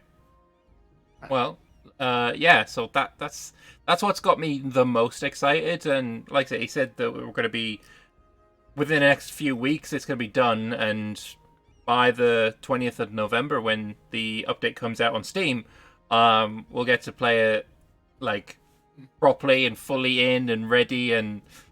Yeah, that's gonna be. I think I want to play that in multiplayer. I'm excited for a new army type, a new racial military is definitely something I'm looking forward to. We'll see how overpowered it is in multiplayer, won't we? Yeah, something I didn't want to ask him, so I didn't want to make him think. Oh wait, maybe it is overpowered. Let's roll it back. Nah, it's good. Oh no, you need to experiment with that before it gets rolled back. See how utterly crushed people will get. Yeah. Oh yeah, we're going to be rehosting because of desyncs and vision needs to be fixed for everyone. Yeah, there is a run file that has been made that will give everyone full vision on the entire world, which is cool. All right. Well, we're gonna have to re-download the Bitbucket, aren't we? Then. No. The run file will be able to be just used by somebody will load the save in single player, run the run file, and then host that save. Gonna do that. Yeah. Yeah. All right. Fair enough. Should not be a problem. But yeah. Like Hales, as soon as Hales was in, like I immediately ran a multiplayer with Hales, and I played as Ascaray, and I remember like I owned all of the South Hales area, and I was just going around opening all these temples, getting precursor relics, because they also gave you a ton of what you call it, artificer business, and it was just no, really absolutely. It's really the main source. powerful, and I love that there's gonna be that risk reward, right? If I crack open these temples, I'll get such a huge reward for it. But if I do it too much, then I get screwed by ghosts. It's a really cool concept. I don't know why, but it's like basically anytime I actually played around the Great Temples, I would never crack them open. I would only crack open the temples that were already irreparable. You can't repair them anymore. Those are the only temples I'd crack because you can actually still get precursor relics from that. Oh, I was prolific. Yeah. I was cracking them all open. Unless they already had a really really good trade good. Then yeah, I mean precursor relics is just such a good. Yeah, I'm also actually really interested in the fact that the Incia can actually be opened early on the Canar side if you trigger the Rending early. Although to be honest, Incia can also be opened early from inside Incia. That was the whole plan of it, anyway, as far as I remember. So that's going to be interesting as well. Just seeing regions interact with each other coincidentally. Yeah. So Incia is like the next big region to be worked on after Sarhal, right? It's the only place left, really. It's the only place left, and I'm hoping it's going to be more unique than the Dwarf. That's what I hope. Which is wild, because Dwarvar is like the unique, like standalone selling point. Yeah. It's like essentially like what they're going to have it so that you can actually directly colonize Incia. It's going to kill you to try and colonize that place directly. So you have to have your own vassal subject or something in there. Yeah. I have a question in chat. What nation would you recommend for someone's first playthrough in Anbennar and in EU4? For now, he chose Pearl's Edge. What would I recommend? All right, so I have a solid answer for vanilla EU4 that I've kept for years now. For baseline vanilla EU4, if you're just learning the game, you start with Ottomans because then you get to learn how to do warfare. Then you play either Castile or Portugal, so you can learn how to do colonization. Then you play Austria, so you can learn how to do diplomacy. Then you play England, so you learn how to do trade and a bit of colonization as well. Then you play France to put all of those together, because they do all of that. And then after that, you've learned how to play EU4. Have fun. I would say for vanilla, I would say Portugal first, always. Like, because Portugal is never going to get attacked by Spain. Yeah, no, they're very safe. But for Anbennar, if you're new to the mod, I'd say not Dwarvar on your first run, because those disasters will ruin your existence. I mean, I did Dwarvar my first run in the Anbennar, but I was already an experienced EU4 player, so... Same, but I still got wrecked, because the only disaster in vanilla EU4 that comes close to something you experience in the Dwarvar is the Ottoman disaster, and that's brand new. So, and they were inspired by the Anbennar for that one. For Anbennar, my recommendation for your first run, I think, would be a new Sun Cult nation, because 1, I love it. 2, the writing in it is excellent. Like the probably some of my favorite writing in the entire mod, and that's like, it's a selling point, right? Anbennar is a fantasy mod. I want to experience some fantasy stuff. Here's a bunch of really cool fantasy stuff. I'd say Bursar Tanchas, Varamha, Erlium, something like that would be like my top suggestion. Yeah, I mean, honestly, like, I have suggested before, I mean, when Flory tried this mod, I suggested a Jadari, and that was probably a big mistake. I probably shouldn't have done that, but Jadari is an interesting start to go with, but you have to know the ins and outs of the starting war to actually know how to play. Honestly, though, I would say like either Laurent or the Magisterium. Magisterium, To start interesting. with. Yeah, because the Magisterium is central, it's an HRE, and you've got the mages. You're always going to have a mage, so you can going to learn how to do the mage system. That's a good point, actually. Yeah, I hadn't thought of that. I think my first ever tag played in Anbennar was Vern, because I was testing. Yeah. Basically, Paradox were thinking of doing their DevClash, and their community ambassador for EU4 at the time was one of my best mates. And he basically asked me, "Hey, do you want to help me test this in multiplayer?" So I played as Vern. He played as Wex.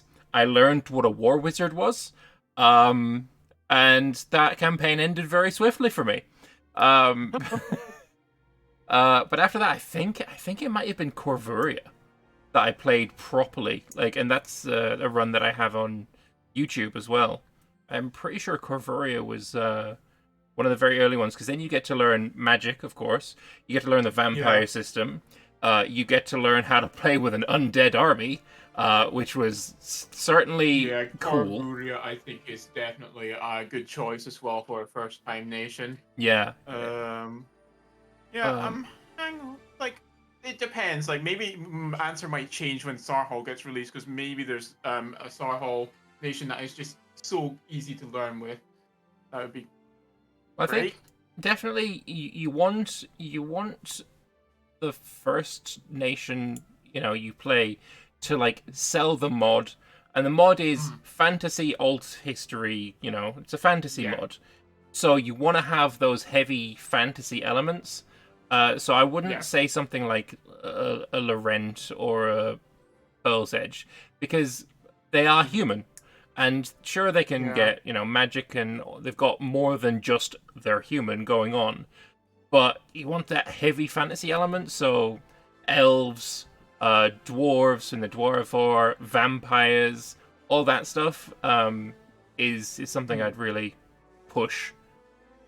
Yeah, whatever you do, though, do not suggest Finale as your first name. No, definitely I'm not not. gonna spoil why, but they were one of my earliest ones, and my run ended at the Reinvisa.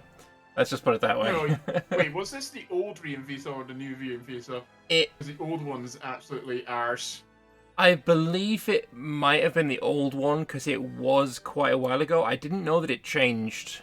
So it's changed to be a bit more story based, honestly. And the new Reinvisa is actually much more manageable. It's great. It was the old one. It's funny. Yeah, no, people in my chat know, because they've been watching me for a while. Yeah, that campaign is on YouTube as well. That was I just remember having no manpower. It was rough. Yeah.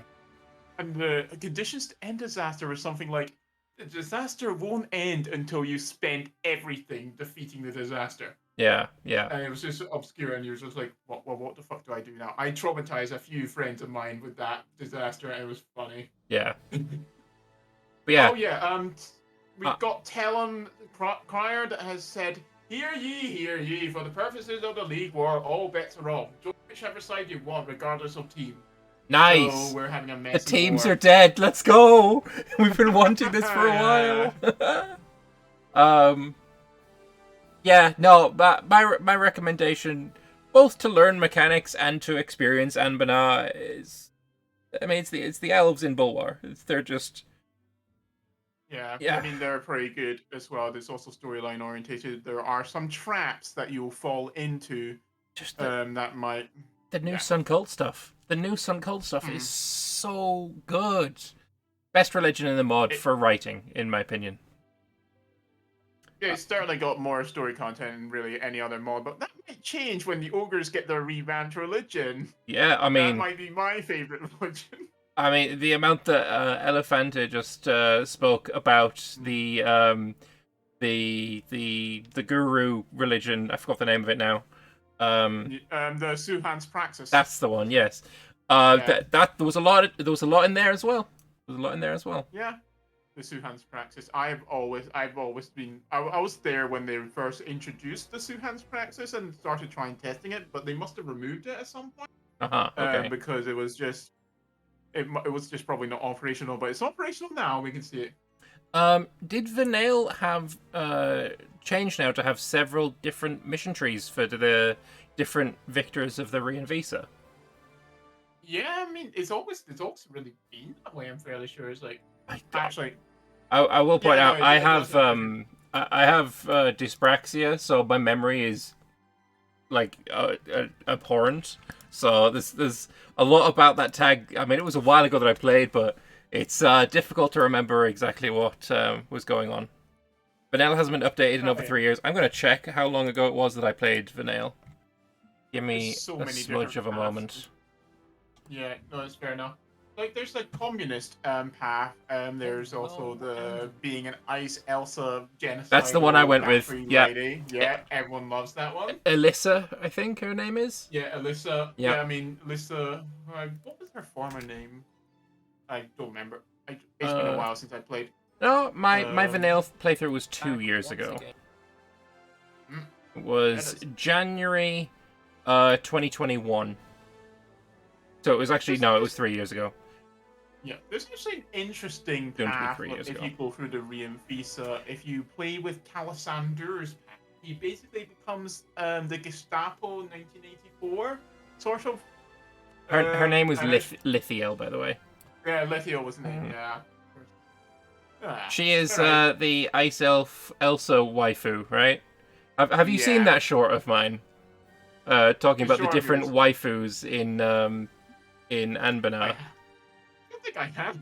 Oh, I want to see that though. I'll grab a link to it. Yeah, please do. I want to see all the waifus. There's probably so many more now. Actually. Oh yeah, they keep adding more for some reason. Yeah, okay. Turns out people love strong, independent girl bosses. Who knew? I mean, that's how Burst Artantius was sold to me. And that's currently how I chose what nation to play in that multiplayer. Okay, it definitely makes a lot of sense that your next mission when the Rending comes is going to be the Fox Girl Nation, because that is a girl boss Fox Girl as well. I am down for it. Anyway. Okay, let's look at the original Anbennar waifu. Yeah, I mean, Corin. Corin. We've got Lithiel. We've got Karina. Celadora, Verena Eska for Esthil. I mean, there will only be more. So many more. Oh god. Hell yeah. I just like you just go into Aelnar and then you just put an Elsa right there. I mean, yeah, because I did that video while I was playing, and I couldn't see Aelnar, so that Aelnar is literally just grabbed from Google. Oh, I accidentally closed EU4 in my task manager. I was wondering why you left. Dagrin Everbeard is a top waifu. Who is Dagrin Everbeard? They sound dwarf, which... Yeah, I mean, yeah, that is definitely a dwarf, but what is it? I feel like I recognize the name, but I can't place it. Again, dyspraxia.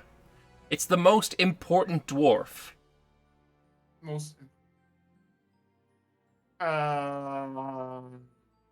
Is it a halfling with a pretend beard? Yeah, no, I can't remember. Yeah. Yeah, I mean, no. we got Aureus here. I'm sure he'll inform us. Is it ancestor worship, like one of the things you pick, or is it like the Dwarven Pantheon? I don't know. I don't know. I mean, the only thing I remember Chief is god of the Dwarven Pantheon, main ancestor of ancestor worship. That's why it rings a bell. That explains why I don't care.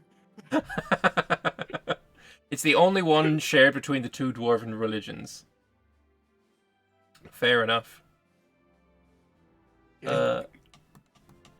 So yeah, we'll get you back in, and yeah, I'm just connecting now. There we. Oh, Great Shaz has started murdering Yezel Mora as well that we missed. Ooh, well, Great Shaz is so huge. It is massive, and it's also nice and lime green, just as a demon color should be. For me, devils are obviously red, and then for demons though, I prefer like a deep purple. Oh, fair enough. Actually, I mean, I don't know. It's the reason why I think the lime green is great is because for World of Warcraft, Fel is light green. It's lime green. Fair enough. So the energies everywhere, and also in the Warcraft mod, they also have the religion color is lime green. That might be where it comes from then. Yeah, I think. Like so my too. Baldur's Gate character, exactly. I like the color purple. Oh god, I'm yet to play Baldur's Gate, and I don't think I can really buy it until much later. I just just started with a my new living game situation. with my wife yesterday. Ooh. Yeah, I've only completed the game once so far. And I was playing with my wife in co-op with that, and now we've just started again, and I'm going to be. You won't know what this is because you haven't got it yet. But I'm playing Dark Urge now. That's Oh wait, no, I do know what Dark. You do know what it is? Okay. Yeah, that's going to be a lot of fun there. Yeah. So yeah, we're gonna have some fun with that. Are you playing with any mods then? Like, are you just getting like that big race mod that gives you more races that aren't in the base game? No, we're just playing vanilla for now. I do want to start using mods in a single player run though.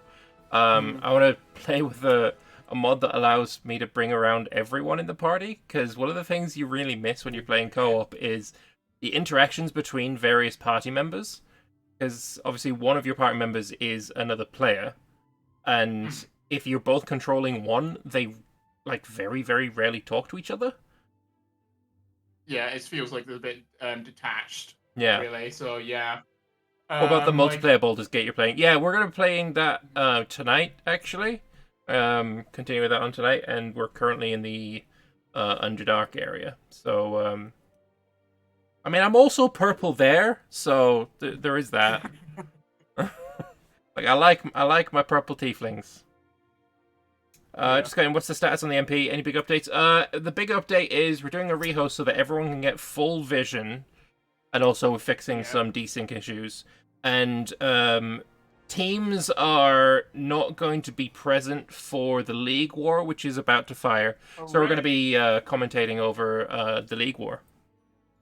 Yeah, and we're just gonna look at all the big battles. Like, I'm hoping for 1,000,000-a-side battles. Oh yeah, hell yeah. That's my. I mean, in 1543, that's unlikely. But maybe if the whole world is involved. If the whole world is involved, there's going to definitely be 1,000,000-a-side at least. At some point. It depends. Oh God, would be nice as well. Sorry, go for it. No, I was just saying, I hope that Cargwin doesn't do the cat thing out Lake Silvermere again. I can't take it. He has the button. He could do whenever he could have it done. Yeah, he's at will. Why was that button used, not limited to once?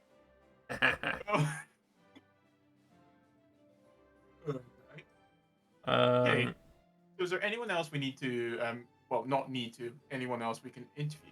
I would like to talk to Armonistan, because he is the lead for the Deepwoods, or his role is contributor, but he's effectively the Deepwoods lead, and like the most major figure when it comes to changes in the region. So it would be nice to have a chat with him, because apparently there's a lot going on with the Deepwoods. Like, for example, the fact that they can open the portal now. Which they did. Yeah, which they have done in this game. And that's only coming out in the Bitbucket right now. It's not in the Workshop Live version. So yeah, getting some info on the Deepwoods would be nice. Yeah, I pinged him, and hopefully he'll come along and say hello. Yeah. Before the League War actually does start. You know, it's actually interesting. I actually didn't think Adshaw was going to be this strong. Like, I thought Adshaw was doomed to die. The most recent multiplayer that I was in, I played as Vertesk and I died to Adshaw, so I'm fairly confident that yeah, they're strong. They're always going to be strong. they've got an interesting spy network start. That's for damn sure. Like that. Oh. Yeah. Okay, so since they're no longer bound by teams, what combinations do you think is going to happen here? I still think Cargoin and Taters are going to be friendly with each other. The moment I think it is Cargoin that is the lead of the Coronite faction. So basically we have a look at who's allied to him that isn't in Canor, so we'll be able to see who else is going to be joining the League War. Yeah. Also, apparently Armiston is probably not around. Like I'm being told that in the Discord, so sad we don't get to interview him about Servar. It'd be interesting if we could literally drag people who aren't part of the MP but are leads in doing things in Anbennar. It would be nice for sure. Yeah, but well. I mean, if Jorgis is around, we can probably try and interview him on his stuff. Yeah. Great. All right, we can see the entire world now. Nice. Well, we always could, but they can now. It's the difference. Also, I'm now observing you instead of you observing me. What a change. Probably because I was in first. Yeah, that's definitely what it is. Yeah. So yeah, Corinta, currently the leader of the Coronite League. Players on their side, I think Adshaw is a player, yes. Corvuria, Kobildzan, Raven March.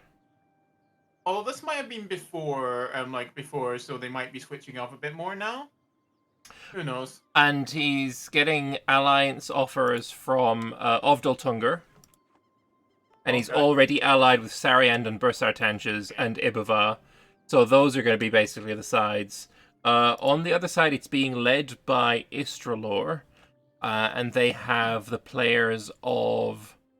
Pearl's Edge is a player, right? Hang on, let me do the... They're no, not. Pearl's Edge isn't a player. No. But they do have Small Country, also not a player, never mind. Yeah. They have Pashane. Port as a player, technically. Pashane, they have Order of Chroniclers, they have Busala, they have Sirenvar. Interesting, well. Sirenvar is going to be going against Bursartanges and Sariand. Okay. I don't see Wineport in one of the leagues. Do you? Oh no, they're there. No, I see them now. I see them. All right. Okay. We've got Avatar Arcane as by Sanchez. And he's allied with Mix as well, so Mix is going to get involved. Yeah. See, we got his I'm a Cop. No, Sidolan is not allied with anyone for the League War yet. So, okay. Okay, Sariand is joining Korburia's side. Wait, no, hang on, what? Yeah, no, Corinia is the league leader and they're allied with Sariand.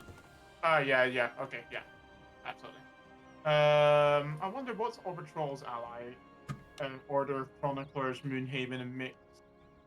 So, no, Orbitrol.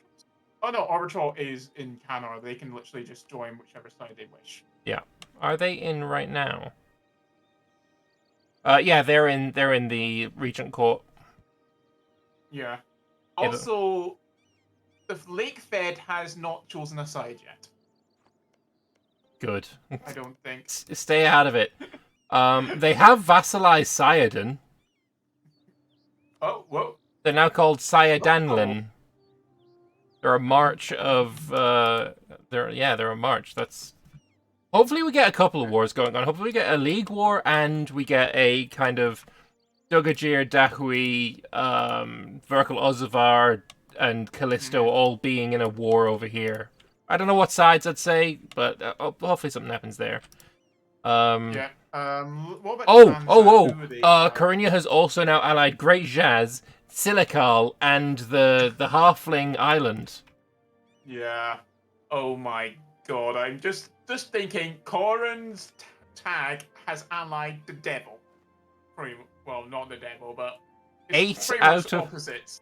8 out of 4 diplomatic relations. Well, must suck to die.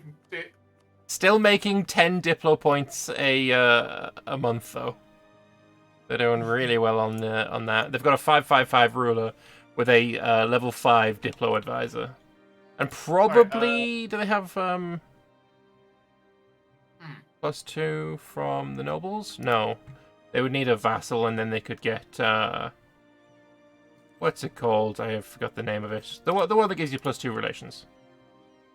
Yeah. Oh, yeah. You mean the not primacy nobility. Sorry. I'm trying to. I should find it in Wineport actually, because Wineport will have it. I think strong duchies. That's the name. That's it. Yep. Yeah. Strong duchies always pick that, no matter what. Oh no! Okay. Istralaw has allied Mithradum and Callisto Sojdal and Dugajir and Ayarashar. Yeah. Oh, this is gonna be Solgaror. one huge fucking war. Yeah, Solgaror hasn't allied each side yet. You know, the Leechmen just. I don't, they're allied with Busalar, I guess. Yeah, but they can't be called in though like that. So they need to literally ally the League War. Well, technically, they don't need to ally until the war actually starts.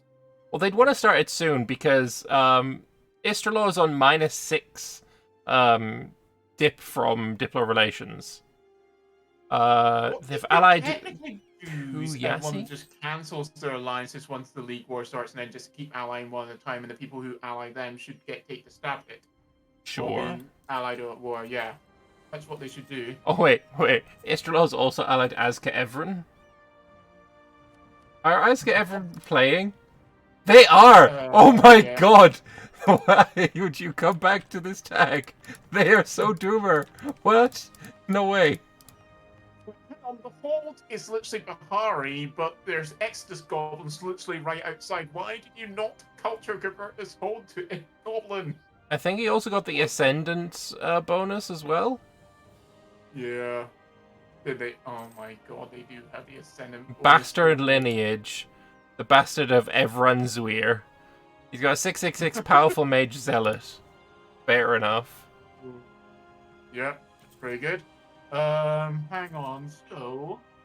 But who else is... I keep...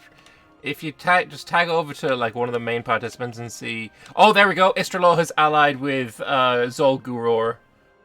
Yeah, there we go. The Leechmen have joined. Which side is it? The Regent Court Regent side? Court side, yes. Yeah. And also Kuyasi is the old Leptone. Alright, yeah, old Leptone. I've not actually seen that name before. So who is not going to be involved is the question. Like, Dahui haven't allied either side yet. Nor have Virgil Ozavar. Has Ender's Ditto allied? Yeah, they allied Istralor. What about the people in the south? Galwiski has allied Istralor. Has Elephante allied? Yeah, Istralor. It's like everyone's allying Istralor.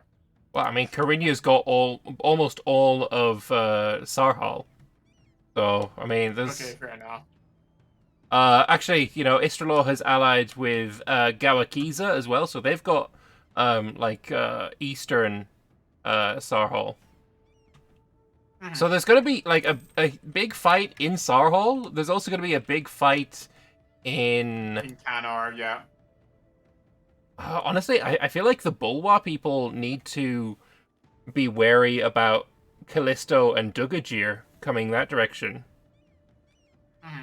At this point, I feel like the balance is way more on the side of Istralor. Like, so heavily. Hold on, Shadow Dreamer has not picked a side in between Kanzad and Mithradum. So they're literally in the middle. So, which side are they going to join, or are they just going to get wrecked in the middle? What is Kuyasi? Are they a native? Yes, they are. Why am I lagging? What the? Yeah, No, I'm just I gonna definitely stop feel playing. like at this point, Istralor is the one with the way stronger alliance. Yeah. So maybe the Lake Fed should join Corinna. Nya nya nya nya nya. I feel like it'd be more balanced if Saranvar joined Corinna. Oh, yeah. Oh yeah, no, the Lake Fed. Yeah, they. Well, before this war starts, I'm gonna run to the bathroom. So yeah, you Yeah, keep fair enough. keep my people engaged while I be right back. Yes, I'll entertain them. Right. Okay. Now let's take guesses. Who are Shadow Dreamer going to ally? Who are they allying? Because it doesn't look good. They've not allied anyone. They haven't allied anyone in this conflict.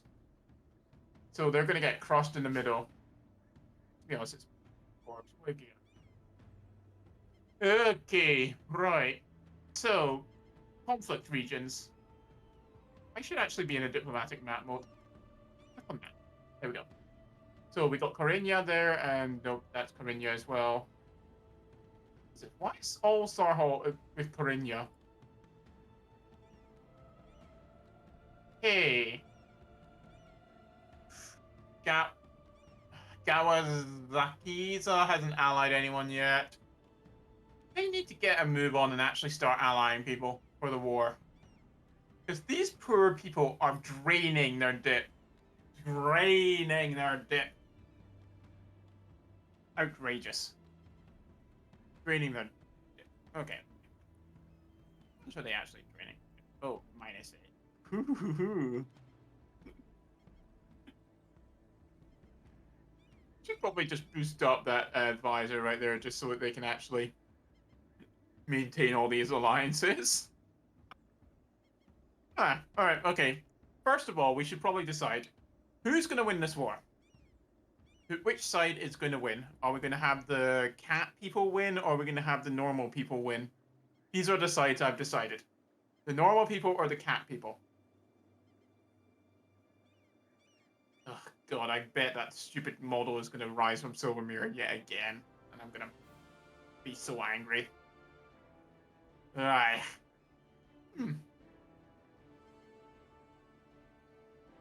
Okay. Let's have a look at the private stream channel. Did I talk to Taters? We haven't talked to Taters, have we? Maybe we should talk to Taters. I agree. We should talk to Taters. Alright, let's ping Taters. Wanna talk? Question mark. There we go. Let's ask Taters. Yeah. Just before we'll get one interview in before the war starts, and Also, apparently, the people in my chat want the cat people to win in the league war, which is disgraceful. Don't let the cat league win. who would be the cats in this situation? The Coronite. Oh, though that cat. Okay. Yeah, they're all the cat people, and I've just dubbed the Regent Court side the normal people. So it's just Normies versus Nya. Yep, that's what's happening right here. God. So who have we not had an alliance with yet? Because it means it's the guys in South Sarhal. Oh no, they've allied Istralor. Now.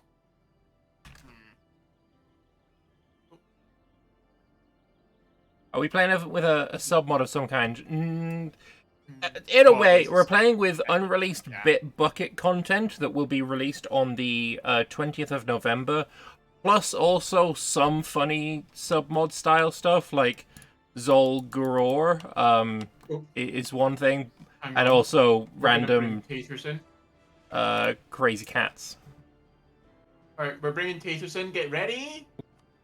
There we go. Hello, Taters. How are you doing? Hello. I'm doing good. Is the audio fine? Yeah, the audio's great. Okay. Alright, so who are you and what do you do in Anbennar? So I'm part of the balance team and I'm the art team. Oh, you do art as well. Very interesting. So, first question, because we did recently interview Elephant, on the Rending. Are you doing art for the Rending?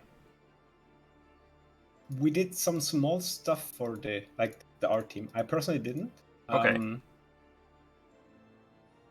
No, but there is not a lot of art for the Rending.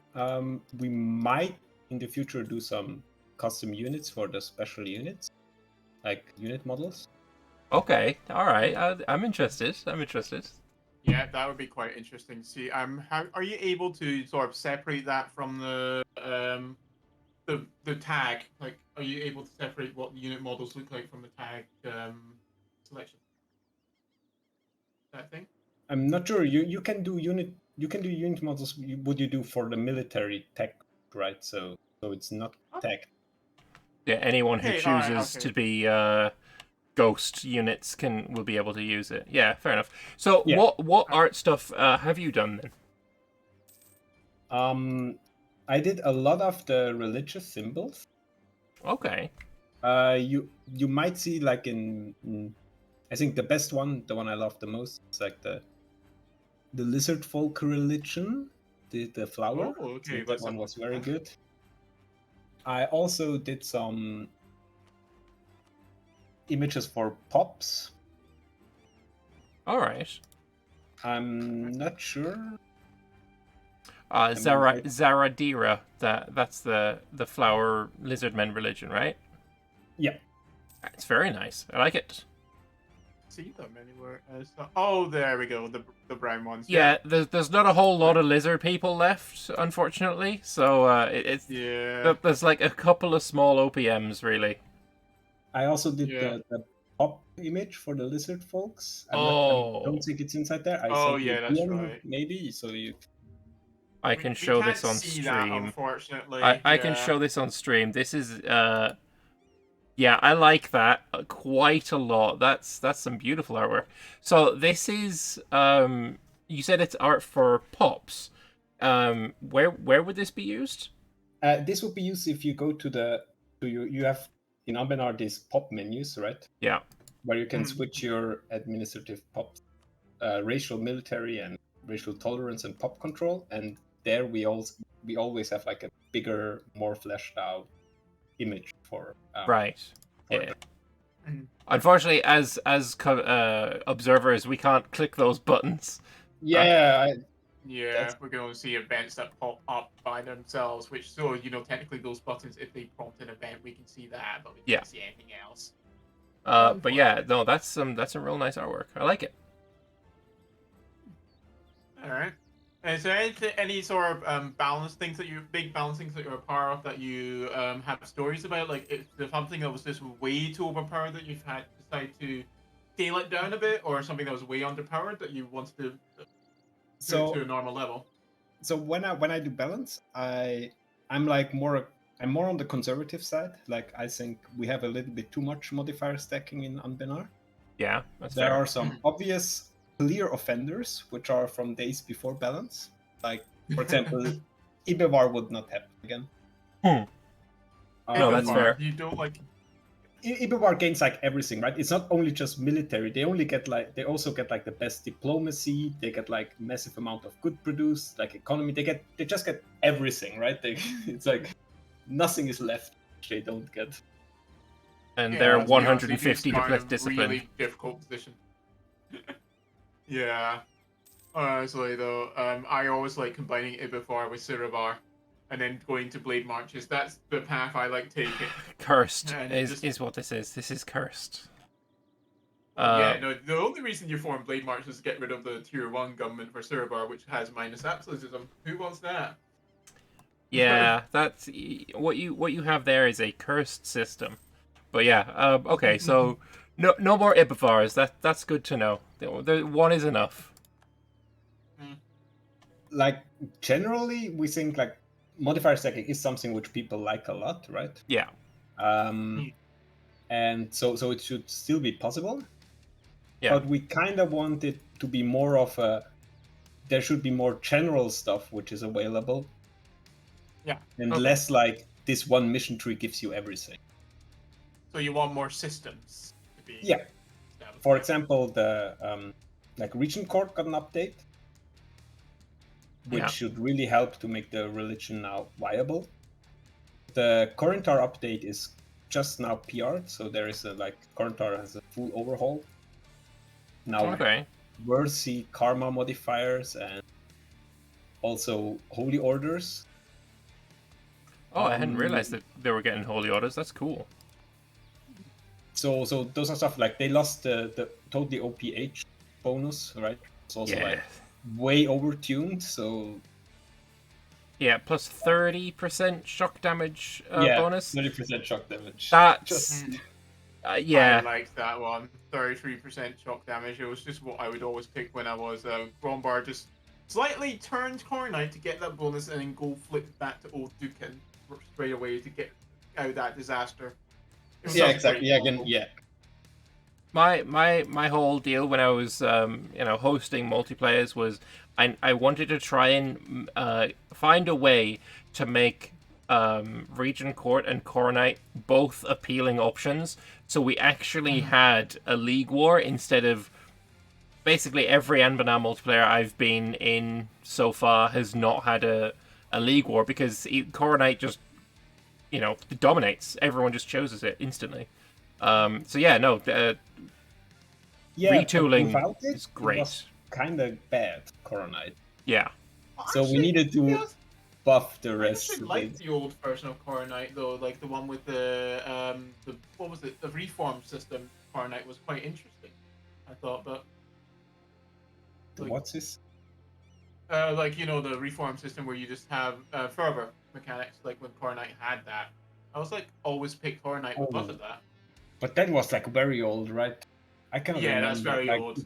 Since I remember, it's karma, and the karma modifiers don't make any sense. And when the passive increases were so high that you're always at full karma, which is the bad karma. And I think the Coronite system would be better if it was actually a bit closer to the karma system in vanilla, where you had both modifiers when you're staying in the middle, but you have more when you go to the extremes. We did try to make it that the middle one is the best one. Yeah. But but the other sides are clearly should have their own scene. Yeah. Yeah. And that's what we try to do with the new modifiers. Yeah. And also, what changes were made to Regent Court then to bring that up to its level, or bring things into the same level, let's say? Okay, so we did an overhaul of the base modifiers. Yeah. And there was always this emulant system for the for the Regent Court rulers, where if your ruler had a certain trait, you get this event which allows you to emulate this deity, and then you get an additional modifier.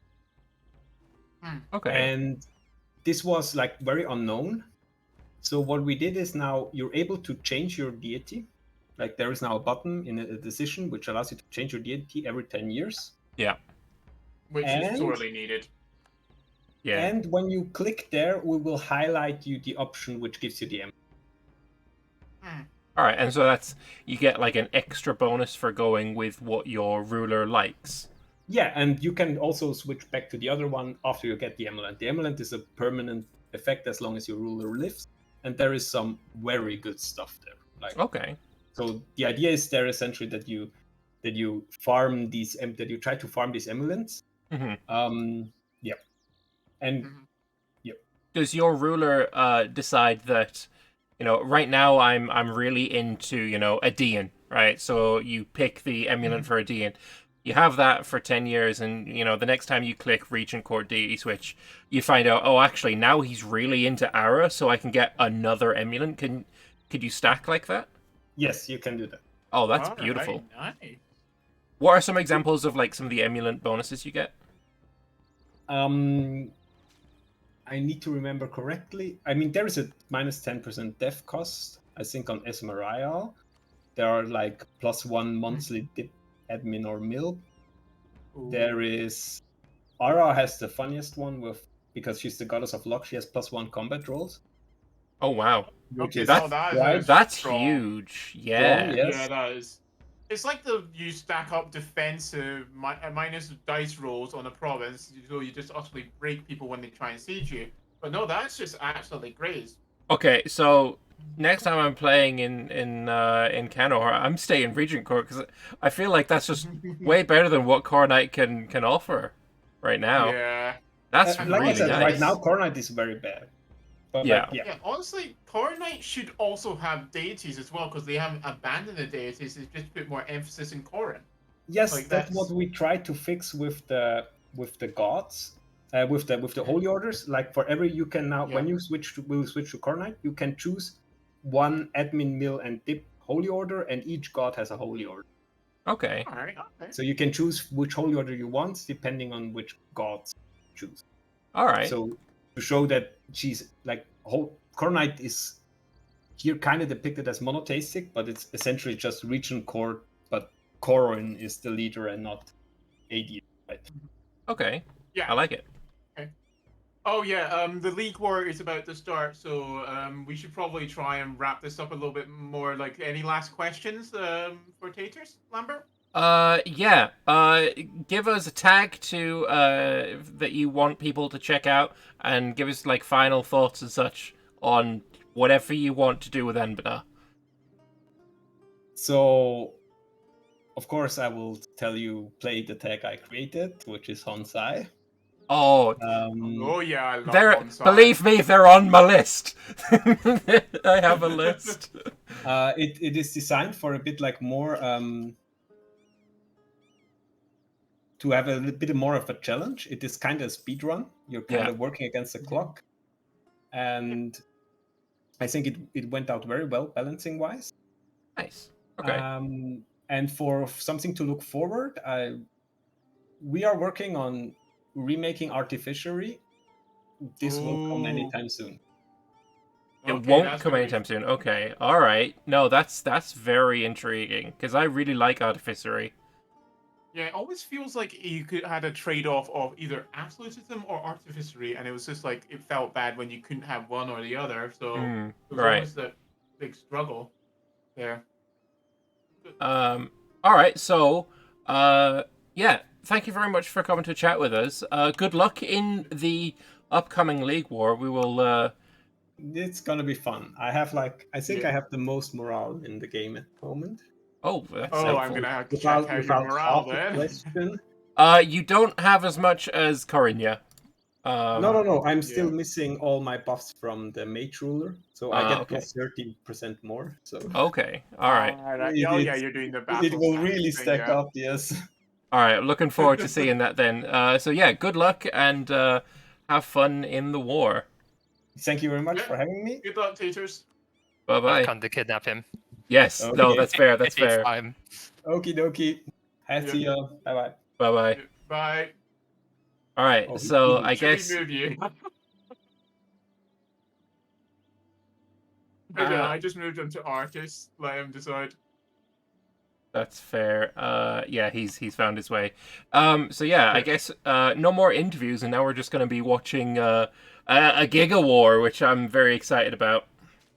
Yeah, a Giga War, which I'm just gonna look over everywhere, just player map mode, just see how the fight's gonna occur.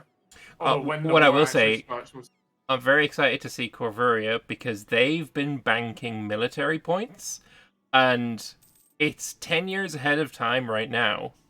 But soon they will be able to take the next Edmonton, and the war has started. The war has begun. Okay. Oh, and the game lagged. Oh, it definitely did. Oh, yeah, there we go. As everyone gets into the war, oh my gosh. I have never seen so many people in one war before. That is wild. That is such a big lag. Okay, right, so we got isolation-wise, we got Garudagot is kind of isolated, sort of, maybe? Not really, because Mithradum's there. Yeah, Dahui is... Dahui is the very isolated one. There's also Ovdel Kanzad who has joined on Corinya's side. Yeah. Tlizakal is yet to join, but they will. Shadow Dreamer has not. Joining anyone yet. And also Moonhaven. Moonhaven? Why is Moonhaven? The New World is definitively Istraloran. Oh, yeah, well, I mean, there are a lot of colonies, and plus you've got Sogoror. Oh, Tlizakal joined the opposite side to Great Jazz. I thought Great Jazz was joining Carinia. It looks like they joined against I thought them. they were joining Istralor. I thought they were both joining Istralor, so they've just changed. All right, he's doing some war magic. I can see it. I can see it popping up. Yeah. All right. And he's doing enchantment as well. Okay. For the extra morale of armies makes sense. Yeah, realm magic, casting war magic, legendary war magic, inspiring the military. Yep. All right. That's. He's done another Got ruler magic now. 5.6. Where's he going? Imagine he just Honestly, goes I think- necromancy and he gets his undead army now. No, but the thing is that Corentar can also do that. Like, I think they've got the mage. They've got a great mage as well, so they can just do the war magic. Well, oh no, they don't have enough skill level. Never mind. Probably All right. So looking at this, I was right by a lot. Yeah. There is 954,000 infantry on the Carinia side. There is 1.31 million on the Istraloran side. Just trying to do some quick math, I'm seeing probably 1.5 million on the side of Carinia, and I'm seeing over 2 million. I'm seeing easily over 2 million for Istralor. So yeah, outnumbered by about 500,000 or more. Yeah, it's going to be insane. It's going to be a lot of fun too. Also, we see a big battle here between the Koblazan and Order of Chroniclers. Well, those are the generals. Oh, that are we being do used right indeed. now. There's a naval battle just off the coast as well. I mean, the Koblazan is completely lost here. Yeah. Well, I mean, technically they got a bit more discipline, but they got less morale, and they were just losing on morale too hard there to actually survive. I mean, what they really need to do is let their enemies die to their high attrition, right? Having lots of kobolds on a fort means that they take, there's extra attrition. Although I will say, on this fort that they're currently sieging, there's only 17% fort defense. Which, for a kobold, is basically there is no fort defense. Why is there that low? They've got the reform of defensive stance as well. Oh, the Great Shaz has decided to, Remove sync. desync. Yeah. He's currently making a great push into Tlizakal. Tlizakal, yeah. And Tlizakal, I think, might have taken a loss slightly because they're low morale and losing a few numbers. Yeah. Okay, right. So I think they've got full. No, they don't have full cav. They've just got mostly cav. What's their infantry ratio, actually? Have a look. Oh, 90. So yeah, obviously not full cav. But yeah, they're vastly, vastly outnumbered by the Grey Jars. Yeah. It looks like Bursar Tanches is bringing an army down to help. But at the moment, Bursar Tanches is sieging Azkev, and I think they will probably be the first casualty of the war unless they get some help somewhere. Yeah, also, I've just noticed that the Great Shaz doesn't really have a lot of discipline just from their religion, so what are their ideas? Aristocratic, espionage, economic? 107. I mean, Tlizakal is 105, so it's not like they're any better. Yeah, that's true. But I'm just thinking about the fact that Barsan Tash is... I can't say that in nation. I can't say anything. Celadora, girl boss elf. Yeah, 125% discipline. If they are, I mean, actually they're not elves, are they? They might be. I think they have the potential to be. They are. Okay, so they're elven military in Bursar Tanches. And there's going to be a Knoll fight. Yeah, and there's Knolls with the Cav swords versus Knoll with guns. Oh, Tlizakal is getting really, really badly mauled here. Not good. Not looking good at all. No, they're down by over 1 point of morale. Yeah. This is not going to go Tlizakal's way. It doesn't help the fact that the Great Shaz is leading this engagement. No, shot hit. 8 shock advantage is legitimately wild. Although, what if the Great Shaz dies during this war? That is going to spell disaster for their nation, because I think their nation starts to fall apart. Oh, that would be hilarious. Yeah, that would be quite funny. Oh, Moonhaven has joined the war, and it's joined on Istralor's side, as if Istralor needed any extra aid. And meanwhile, Shadow Dreamer is having a nice time being neutral. They are having a nice time being the path for others to go through. They've got a War Wizard too, and they're not even joining the war. Shame them! Boo! Join the war! Soon we will see a Sariand versus Soldier Stat battle. Alright, yeah, there we go. Although Sariand is currently backing off. I mean, Dahui is also fighting Dugajir. Let's see. Oh, Dugashir is actually winning slightly? Well, I mean, I say winning relatively. They're moving in without any real counter. Mm-hmm. Maybe there was a battle that we missed. Where else have we got conflict? Possible, but I don't... Right, so... Celaddora's just waiting at the border of the Great Shaz with her army. Must be distracted by a different army somewhere. Like, oh! Well, if you go in with just 36,000, it's kind of useless. You need to be able to link up. And at the moment, there is no path. The fort placement is pretty decent.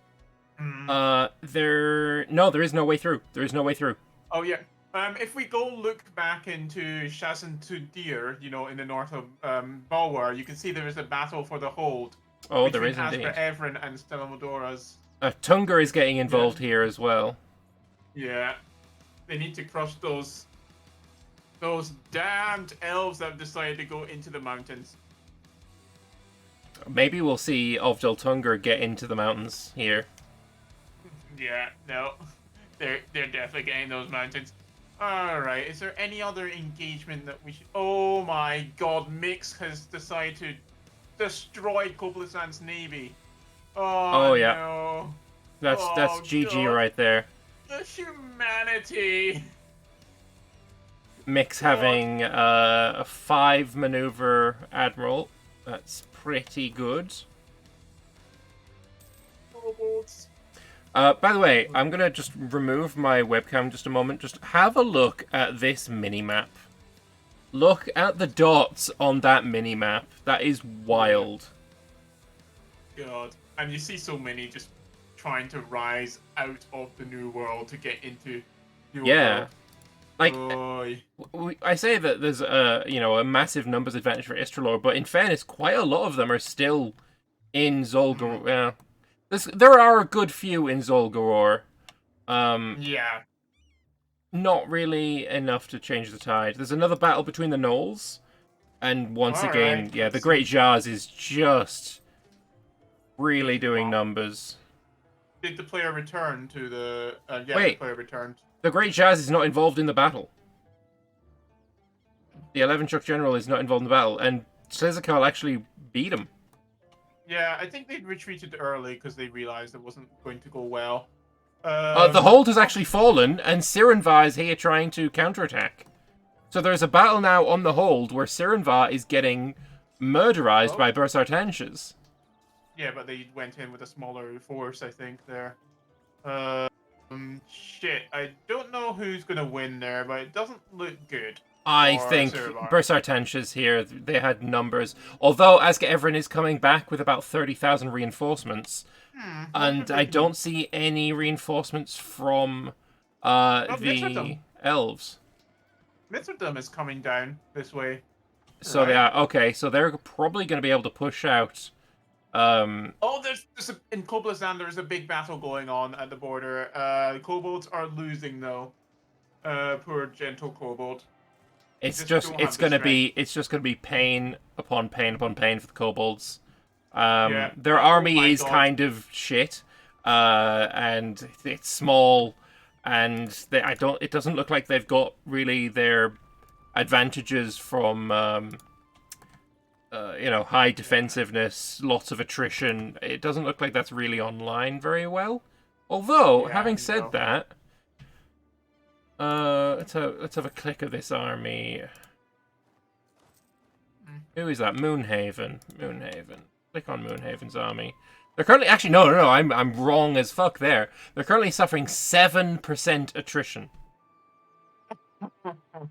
That's crazy. No But yeah, I shot. don't think the players are going to overstacking there.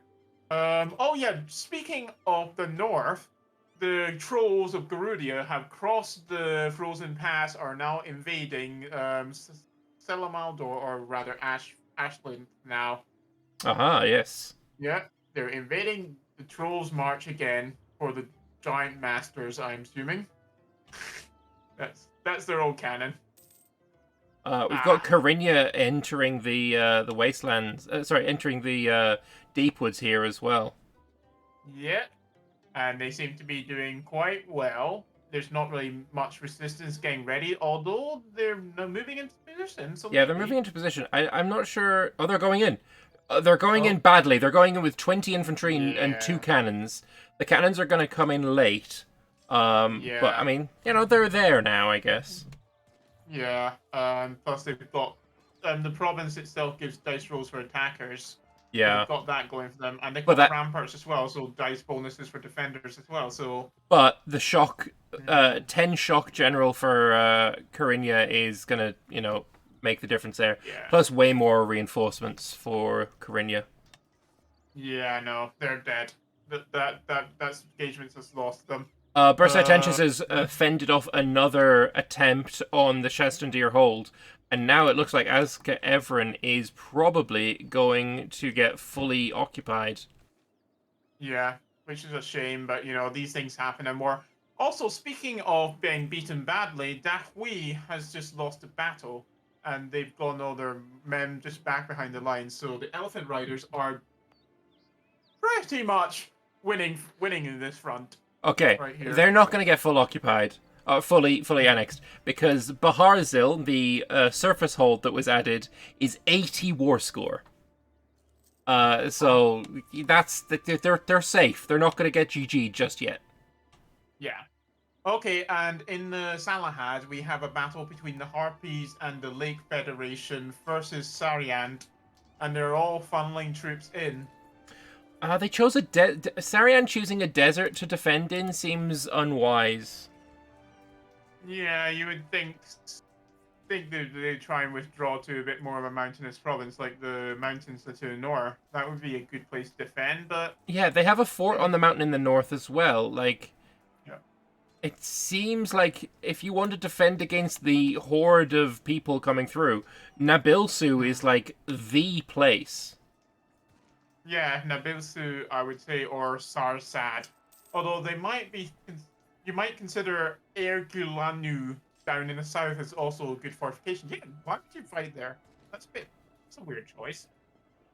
Sarsad doesn't have a fort, so they can't use that one, unfortunately. But yeah, no, Sarian's winning the battle in Simlardu. Yeah, it took all their forces. Wait, Shadow Dream is in the war. Oh, which side did they join? Oh, they joined the one that was already winning. So okay. why did they joined the already winning side with all of the advantages? They joined the wrong side, is what I'm saying. Cowards, fucking cowards! Absolute shame upon your house and your descendants. There's a battle in the deep woods.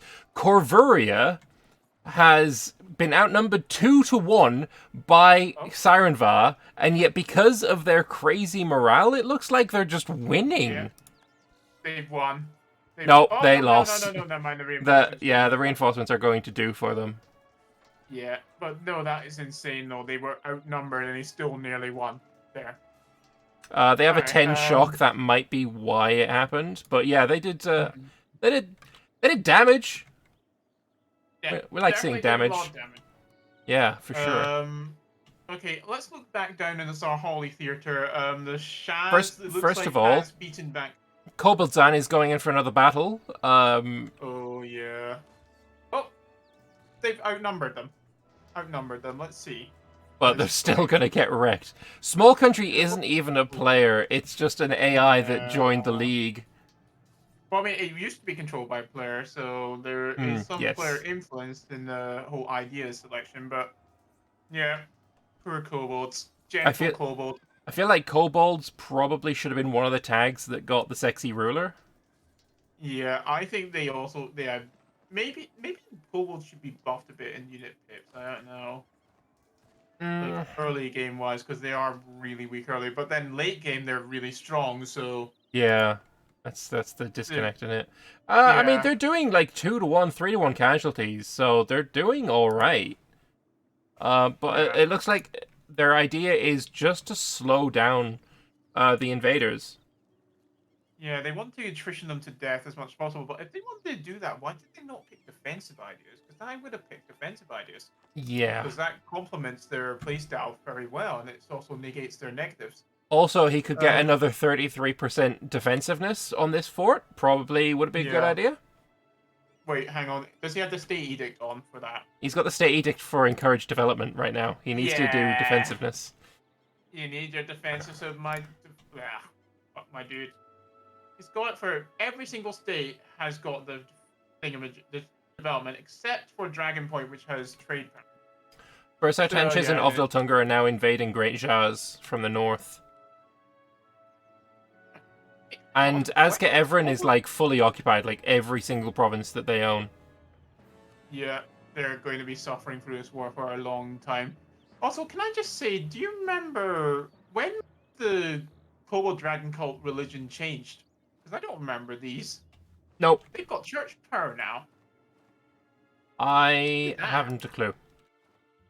Yeah. Oh, wait. Oh, hang on. It's the Judaism religion mechanics. You know, with the whole festival stuff. Right. Yeah. Alright, well, that's interesting. Maybe I should play them again at some point. It looks like Karinya is close to breaking through into the Sarenvar because they're taking another battle, right? They've won one siege of like the entrance. They've retreated out of there and they're going for another entrance instead of just keeping going forward. Well, I mean, to be fair, it might probably be the best choice to do that because there are just forts everywhere in the Glades as well. Corvaria just defended itself from a incursion from Istralor. That seemed pretty easy for them. There's an Eordan war for independence. Just in the middle of all of this, we're just got another war for independence that Sarenvar has to be involved in. Oh, Sarenvar is in the war of independence. Yeah. I don't think they're going to do anything about it. Okay, wow. No, there's not. Zolgaror's got about 60,000. No, they've got more than that. They've got a bunch of troops in Eastern Canor. Yeah. Alright, it's looking like Shadow Dreamer was held back because they're no longer having an incursion into the Salahad. So, yeah, must be fine. Well, I mean, Askasur is a farmland. It would be your best bet to go for. But even then, like, you have to go through Nabilsu before you can get into Bulwa proper. It's such a, like, with the Demon Sands Wasteland, it is such a well-defensible area. There are multiple areas that you can have mountain forts just to stop any incursions. I would always just go back to defend the mountain forts. Also, in the Sarhal Theatre, the Zikakel has been beaten yet again because they've got the low morale. I don't think they've kept up recently. So, yep. The Saz is winning this. I think we're soon going to see a battle between Dugajir and Dahui. There's no forts between them, so we might see it. Watch this army of Hubao with 10 shock. We'll follow him to see if he engages. I think he's just waiting and just there because he's just. I think He's not moving, but I really want to keep an eye on it at the same time. Is there other battles going on? Oh, Burst Out Engines got pushed out of the Serpent's Reach. They're currently retreating from a lost battle.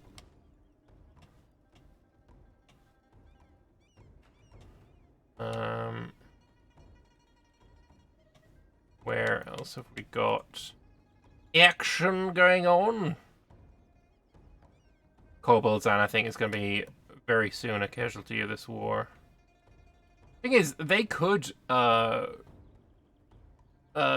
hit out Eska Everin. They wouldn't get the main hold because it's 80 war score, unless there are rules in place about if you're over 95% war score, then you can peace out for 100%.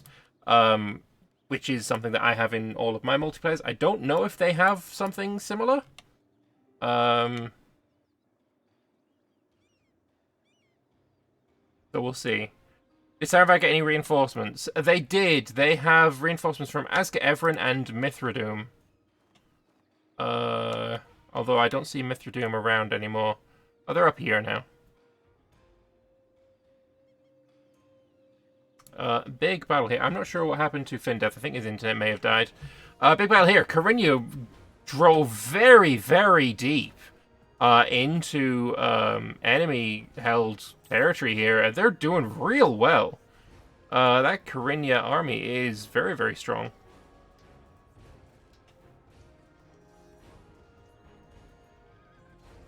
What do we pause for? Oh, there's a battle here as well. Shadow Dreamer trying to go into Askasor. Alright, quickly check here. Oh, I missed the battle. That's unfortunate. Ovdal Kanzad also coming in to the Rahen area. That'd be nice to look at. Yeah, there's stuff going on all over the place. This is probably the largest war I've seen in a very, very long time. Alexius coming back in. He is the Great Jaz, I believe.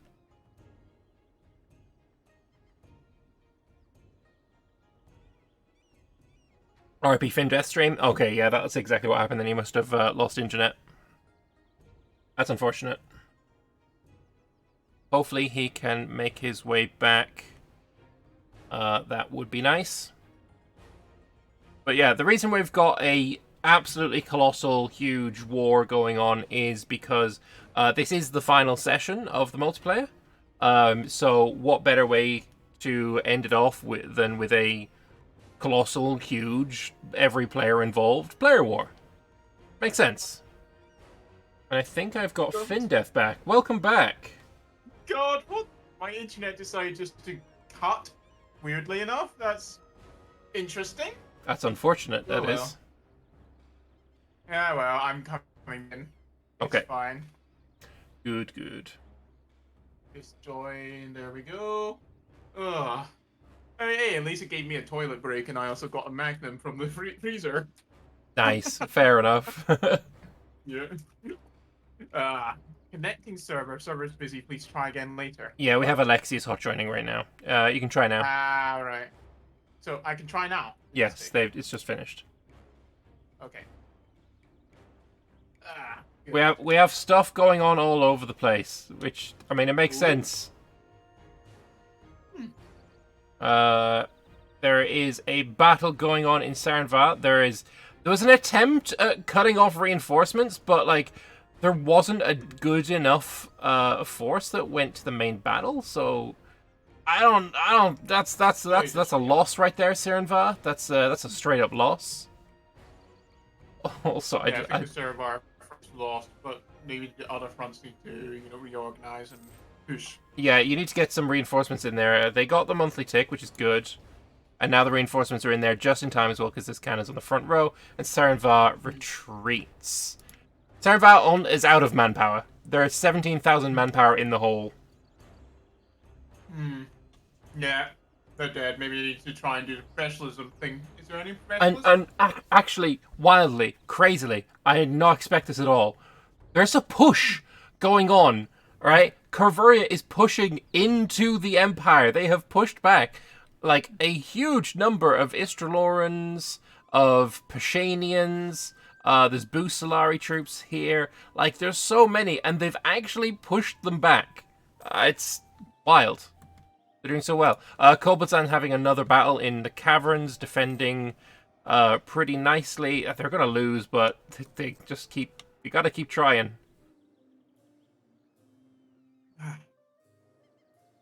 But yeah, I don't know. Do you know if there are any rules about war score and how much war score is needed to piece people out? Because I know in my own multiplayers I have the 95% rule, where if you get a player to 95% war score, it counts as 100%. But I don't know if that's a thing here. Okay, yeah, I don't think there are any rules for the war score wise, because maybe there should be, but maybe they're just going to keep everyone in the same war and piece out AI until they, finally have established a finish. Yeah, that's fair. What's going to happen, but because otherwise we'd see Ask everyone out. Yeah. They'd be separate pieced now. Oh wow, your internet is really bad right now, huh? Yeah, why? What the hell is going on? Why is my internet like? Wait, no, hang on. My download is amazing right now. It's going on over 100. So that maybe it's my upload. No idea. Wait, no, my upload's above 20. I'm fine. I mean, that's just a stream running, so I don't know. It's just the risk you sometimes take with mobile broadband.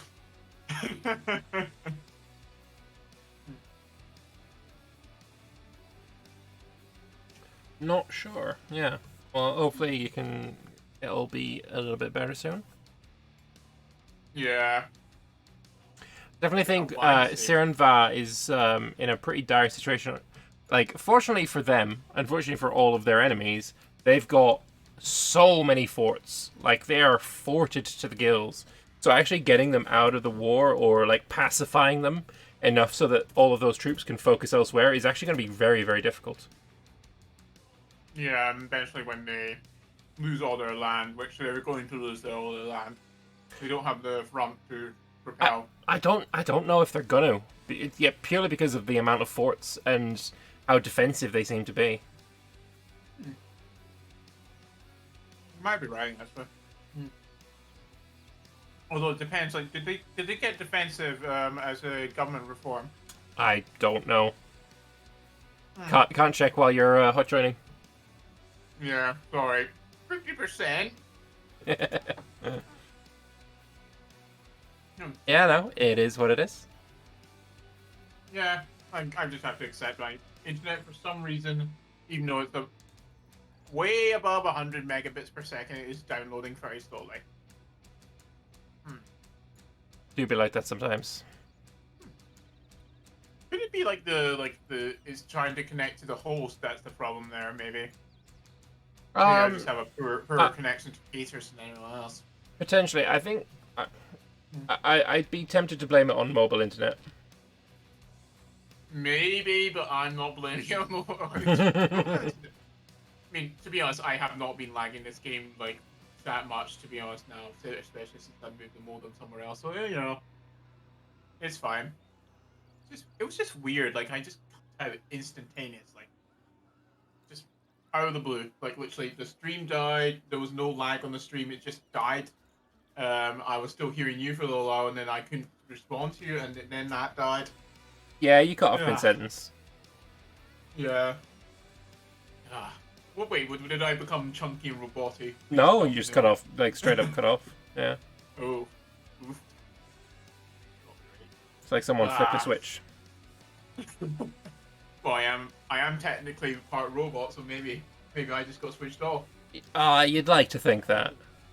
Yeah, I wish I was more part robot and I just having hearing aids.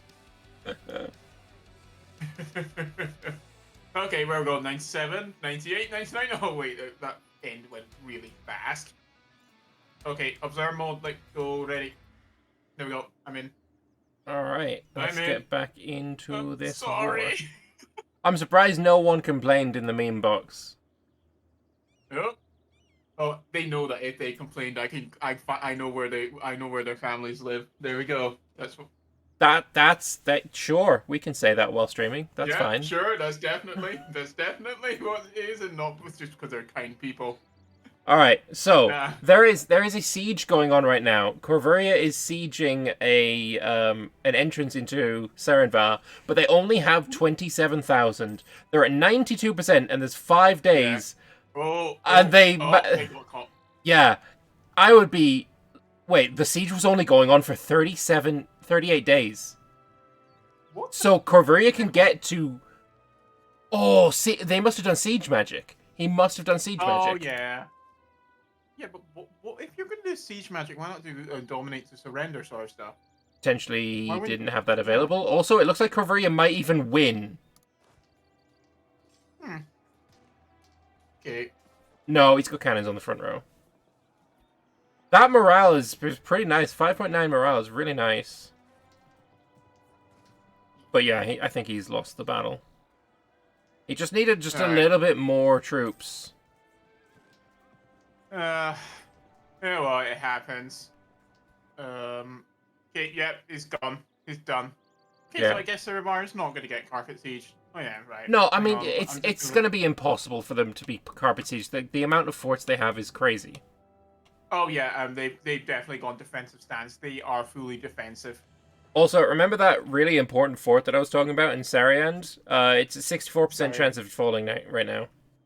Oh no, yeah, no, they're fucked. They're fucked in that front. They Sarhal haven't. is He needs to put the defensive edict on it, and he hasn't. Yeah. Nope, it's fallen. It's fallen. Oh, yeah, there we The go. entrance into Bulwa is now held back by a farmland. Yeah. They lost a battle in Azkasur, and yeah, that's basically really screwed them, I think. Yeah. I mean, to be honest, they're lucky that Biosange Tash. Bursard. Celadora. Celadora. There we go. Celadora. Celadora, but It's not yes. fighting against Sari. Yeah. They're not fighting each other, so at least they've got that little bit breath. Oh no, Kobildzan has just lost a battle, and there is no fort between them and the whole, and the cavern, the capital. Yeah. And they're chasing him down. No! This is the end of the Kobold. He's unconned. He They unconned. saved him. They said, wait, no, hang on. This is good. They can still continue the war. He can continue the war. How? Like, if one of his allies unsieges one of his provinces, then he can move his army into that province and get unexiled and keep fighting. No, but he unconned though. They're gonna have to piece him out. Technically, technically they can, or they could just not. I mean, if they don't, they're gonna take mad war exhaustion. Hey, maybe that's the idea. God, So that'd be yeah, sick. Koboldzan has unconned, but Azka Evran is still fighting bravely despite having also 0 provinces. And there we go. Yeah. Koboldzan is out of the war, and they lost 3 Next provinces. It's not that bad. Yeah. But That's but actually a big unfortunately, blow. that's like, you know, the side with more troops is reducing the amount of enemies they have. Like picking them off one by one. So all of these troops that were in Koboldzan can now turn around and start, you know, pushing in on other fronts and turning the tide there. Wait, so was it Istralor's side that was? Istralor's side has got all of the advantage. Yeah. All right. Okay. Yeah. Although Corina has got a lot of military bonuses, so I think they've got a decent chance. Right, but they are only 1 tag.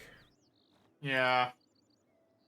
And they can't, and it doesn't matter how strong your bonuses are. If you're facing against whole continents against you, you're not going to deal well. Yeah. Oh, the Great Shaz is fighting the Tsikel again, and Is it the actual Great? No, the Great Shaz is not in it yet, but he's about to be.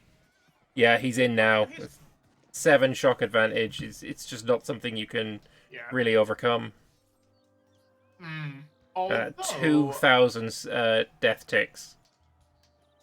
Also, have you noticed something about the no unit models? Like, the backs of them, they kind of look like shells. So I keep thinking Teenage Mutant Ninja Turtles. When Yeah. I see them, so it's like, you know, that little hyena sort of guy that works with them. I He's do pretending to be a love the turtle. blunderbusses as well. Yeah, the blunderbusses are fantastic.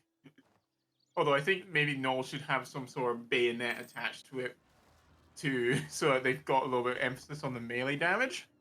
Oh, can I point well. out the Halfling Island is currently, helping out Nope. Karinya, and they're being sieged down by Zul'Guror. Fucking leech man, what the I God think damn that it. there is a numerical advantage for the Halflings, but I feel like Leechmen, they're probably got better unit pips or something. There's something going on here. Hang on. Halfling unit pips. They've got the wait, hang on. They've got Trara and Mafi, so they got 1 fire offensive and defensive. They got 2 offensive shock and 1 defensive shock. 2 offensive morale, 1 defensive morale. But they also For got their Halfling unit military, so minus shock damage, Yeah. plus shock damage received, minus morale damage. But they're really good with mercs. So if they've got a Yeah. bunch of mercs, fantastic. Yeah, they got got some. Shrine Guard. They Yeah. got a massive Shrine Guard there. Oh yes. Hang on. Do they have the merc? They know they have naval professionalism. What? Why would you go naval professionalism when you can go mercenary leadership as a halfling? Oh, and also the Halflings have got the Ayarashari fleet and the Gawakazi fleet trapped on an island. Look at this, to the south of the Halfling Island. They've got 20 heavies holding back 71 heavies and a bunch of transports. Yeah, that's devastating for the naval capacity. I mean, obviously, there's not too many troops. Oh, wait, we've got a battle going on. Oh, that explains why the halflings are losing. They've got basically no morale. Yeah, no, they're And they're funneling those troops in way too late. That's unfortunate. They're dead. Those troops are dead. Yeah, that's unfortunate. Yeah. Well. Oh, what was that roll? Oh my. Oh, there's a 5 shock advantage on leader pips for the Leechman. Oh, that's disgusting. The rolls I just saw. Tater's apologizing for walking into Busalar. Sorry for walking to Busalar. Why is Busalar like off limits or something? Yeah, you shouldn't really be apologizing. You should be beating them up. Some unwritten rules that we haven't seen. Sarenvar is currently assaulting back one of his holds, Vocal Skomdir. Sarenvar has still got a large army. Yeah, and they're going to keep having a large army. The trolls in the north are still doing quite well against Adshaw. Oh yeah, Adshaw's not even tried to defend themselves. Yeah, I think their military has kind of fucked off somewhere. They're hiding in Karinya. Do the Halflings have merc ideas? I would hope so. No, they don't. They have the naval ideas. No, well, not ideas. Sorry, they have the naval government thing. They also have naval ideas, though. Yeah. Yeah. They should have gone merc ideas. They're really, really strong in the current patch of EU4, and also if you're a halfling, you already stack merc stuff. But I suppose they have probably one of the best navies out there. I'd like to see what they do against Mix. And honestly, are we actually going to be seeing that? We are going to be seeing that! Alright, Mix has got 30 heavies currently sailing down to their island of Gecko Isles. I imagine then they might want to be going after the halflings. That's one to keep an eye on. Yeah, Mix's navy is just absolutely monstrous. Oh! The Great Shaz is being carpet sieged by a Sarta. A player. No, it's not a player, but is he just been murked by an AI? Yeah, you love to see it. You love to see it. The Gawazaki humiliation of Ryaz. Wait, what? Gawakiza. Why is Drupal's noob doing a humiliation war during this? What the? I don't know, but it's not working out for them. Yeah, it's kind of impeding the war effort a little bit. Good. What the? Good. Good. We like to see this. Sarian is fighting Shadow Dreamer in Akrasur, and it looks like Sarian's side is losing. It's sabotage. Yeah, I don't know. Sarian's... you know what? I feel like that could go either way. Obviously, there's some Ovdaltunga reinforcements. There's some Callisto reinforcements. Look at the casualty difference. Yeah. 9 shock on the War Wizard for Shadow Dreamer. Only 3 shock on the Elves. Yeah, no, they're gone. They're done. I thought they got stacked right there. I was just like, wait, what? Where do we go? They've gone visible. No, they're running away now. Yeah. Also, this part in the war is we're probably going to see a lot of rebels popping up.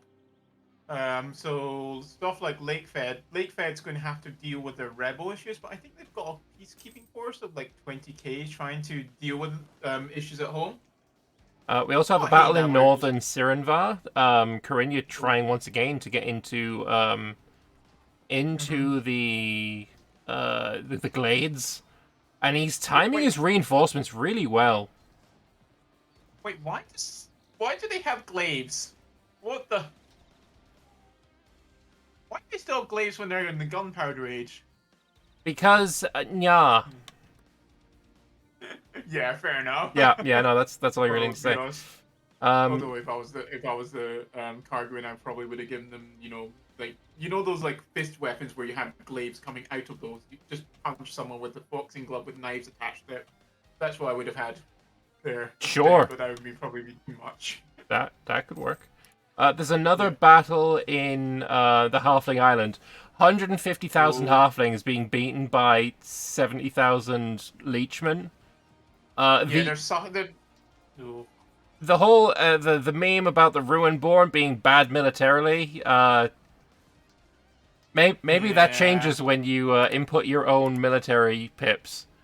Seed Thrall Sentinels. What is this? We got 5. We got 10 mil pips in Tech 12.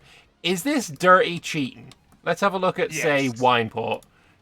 10 mil pips versus 3 and 4 and 7, 8, 9. It's not that bad. It's not that terrible. It's only only a little bit different. It's only one more. All the religion bonuses they're getting. It's one more than a human from Canor, when most of Ruinborn at this time are sitting at a very solid 6. So yeah, maybe a little bit overtuned. Yeah, poor halflings. Maybe this is when the halflings get buffed. Oh, the halfling navy is currently being engaged. Oh, where is this navy? Oh, right there. South of Halfling Island, and wait, no, they pieced out. They pieced out. Yeah. So that is another Corinia ally out of the war. Alright, so it looks like the cat people are sort of... And they still won't get Azka Everin out. After all of this, they still won't get out the one tag that they actually have fully sieged. It's like one side is very systematically taking out individual players one at a time, and the first ever player to be fully occupied is still sticking in it. I don't know, Fab. I feel like this is a wee bit dodgy. Wait, can I ask, did they not have a worse situation earlier? I feel like they've come back a little bit. They have, yeah. I don't know if that came from battles or what. Somebody has taken Tech 13 military. No, they haven't. Oh, no, wait, somebody definitely has. Hang on, can we check that in the ledger? No, we can't. Yes, we can. We've got Garudagot, Adshaw, Great Jaz, Sayadanlin, Ovdal, Tunga, Bersatanches, and Corinia and Istralor on Tech 13. And there's going to be a battle with the Elephant Lords. I want you to see who has the highest defensiveness. And it's not the dwarves that have the highest defensiveness. I will check right after I see this elephant charge in Dahui.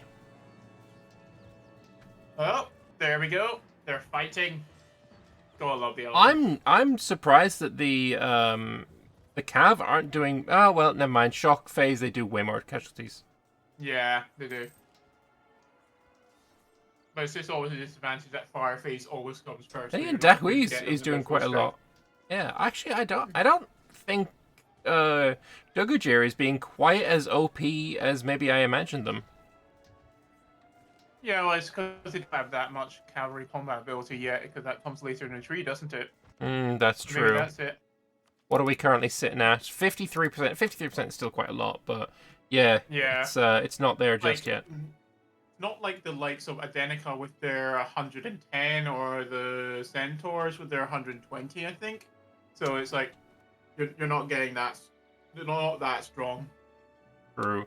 Also, can I just point out, Ovdel Kanzed still hasn't done anything. If Right. Well, I mean, he's sieging North Rahen. yeah, but like, honestly, what he should be doing is trying to like link up with Sariand somehow. Yeah, honestly, he needs to put pressure on Shadow Dreamer, and orcs have terrible fort defense relatively. Although, saying that, they've got 61% on the border fort with the Kanzad. Just have to go through a few provinces. Okay. Oh, well, huge battle in Corveria. Huge battle in Corveria. oh yeah, there we go. So 140,000 versus 250,000. It looks like though, Corveria is going to pull through this. They've got less morale but more discipline. They've got the way better general, 6 shock advantage plus the defensive bonus, plus -2 for their enemies. They are doing work right now. Holding off that many, doing that many casualties. This is actually really, really impressive. Yeah, they're gonna try. Wait, whose side is Corveria on? Is Corinia. Corinia's side? They really need that then. That's probably why they're not so worried. Corveria's doing a handy job themselves. Phenomenal. And he's just taken Tech 13 as well. Yeah, okay, there we go. That's probably... He's got superior unit type, so he can now change his Culverins, which are 3 defense... what did he have? Yeah, he can change his Culverins into cast iron cannons, so he's going to get an extra couple of pips. Yeah, although it's not going to be that major until Tech 16 for cannons, so it's not... Every little helps, though, let's be honest. Wait, hang on. Where's Corinia gone? Corinia keeps, like, ping-ponging back and forth and doesn't really seem to be committing anywhere, right? Because they're currently in Adshaw. They, at one point, were trying to fight Mithradum. They've completely abandoned Sirenvar. I feel like that's gonna be a real big pain point. Like, you need to choose a direction and really focus it. Otherwise, like, if you just keep ping-ponging back and forth between various areas trying to de-siege things, you're not gonna do it. Yeah. Yeah. Well, also, the fact that Mithradum is literally going deep in their territory is not helping matters. No, for sure. Needs to get rid of that. Ibavar should be abandoning those sieges and fighting that Mithradum army, in my personal opinion. Wait, hold on. There's a lot of rebels in the Great Shaz. I mean, the Shaz is still alive, but it's just so much. So many rebels. It could be... Yeah, War Exhaustion is coming up. They're at 5.79 now. Yeah. Okay, the Shaz is fighting another battle in the Foxhorfar. What the... That's an interesting province name. Foxhorfar. Foxhorfar. Lovely. Beautiful name. Yeah. Well, they can pick the last government reform. They can pick Reform Advanced Tribe. I would suggest they do that. Yeah, the quality of Tsilikal is just nowhere near that of the Great Shaz, especially with that ruler. Yeah, the Shaz itself, the ruler, is just impressive. You don't want to fight that. Nope. Cool. Okay, so let's see what's going on. Oh wait, there's another battle in Dahui, and Dahui is losing more. Wait, no, they've got the reinforcements to save themselves. So no. Oh, they've got way more reinforcements in the region. Yeah. I mean, they were doing army professionalism, manpower recovery stuff. So they probably built up a few new armies to try and deal with that. It's interesting that the Lake-fed Saidanlan aren't trying to push further into Sariand. They're just sitting there. They're probably really scared of the Elven military. Because I mean, because they've been left alone, so they've gone their numbers back up. I mean, and the fact is, with there being so many elves in this region, they're just sitting there doing nothing right now. They're really... Yeah. By doing nothing, they're holding back so many troops. Mm-hmm. We'll say, unfortunately for Bursar Tenjus, they just... Not them. For Sariand, they don't have a general even close to as good as that Shadow Dreamer general. Yeah, I know. They're not doing well. Although, to be honest, I don't know. Have you looked at Sarian's tier 5 with the doctrines? Which one would you pick? Would you rather pick organized military staff for an Elven nation, or would you rather do sustained discipline? Like, for those two options. Da-da. I mean, I would have thought, getting the reinforced speed would be really important, and Elven military is really not good with the reinforced speed. True, but taking less attrition is always really nice as well. Yeah, although they can also get more, their armies can get the better drill faster, and it doesn't decay, I think, with that modifier. Yeah. So, I'm not sure. It's like, goes either way for me. I think he's probably chosen right. And now, because Serenfire just got left alone, like, they're managing to de-siege all of their land now. All of the gains that they'd made against Serenfire is just wiped away. Yeah.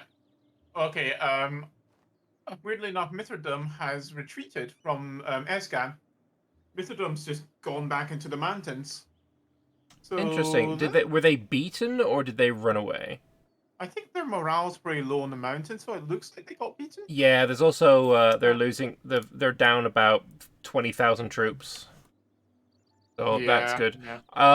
We've got Caridia actually has a bank of almost 6,000 ducats with no loans and an income of 48. I'm sorry, at this point, manpower is just 15K. Buy more men. Go over your force limit even more than you already are. Like, or fund some of your friends that aren't, in so flush with cash. Okay. Oh yeah, you didn't look at the ledger for who has the most defensiveness in the game. I'll check that now. Yeah. 107 for Garuda. Gosh, that's impressive. Yep, troll military, baby. There's actually a naval battle going on in the Dame's Head. Oh, Dame's Head. Oh, Tunger. Also, yeah, Tunger's doing work against Dame's Crown. It's an AI, but still. Yeah. Where is Mix's navy? Mix's navy is...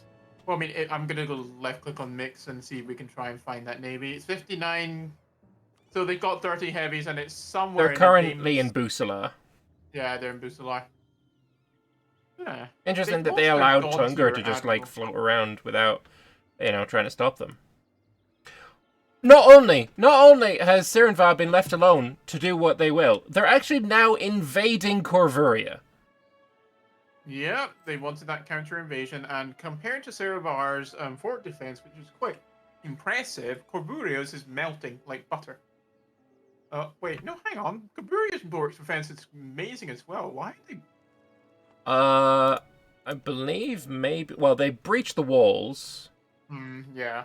And that's what's got it to 28%. But there's 56 day siege ticks, which is really, really nice. But yeah, it's just the fact that they've got a 3 siege general, the full artillery bonus, and the breach has brought them immediately to 28.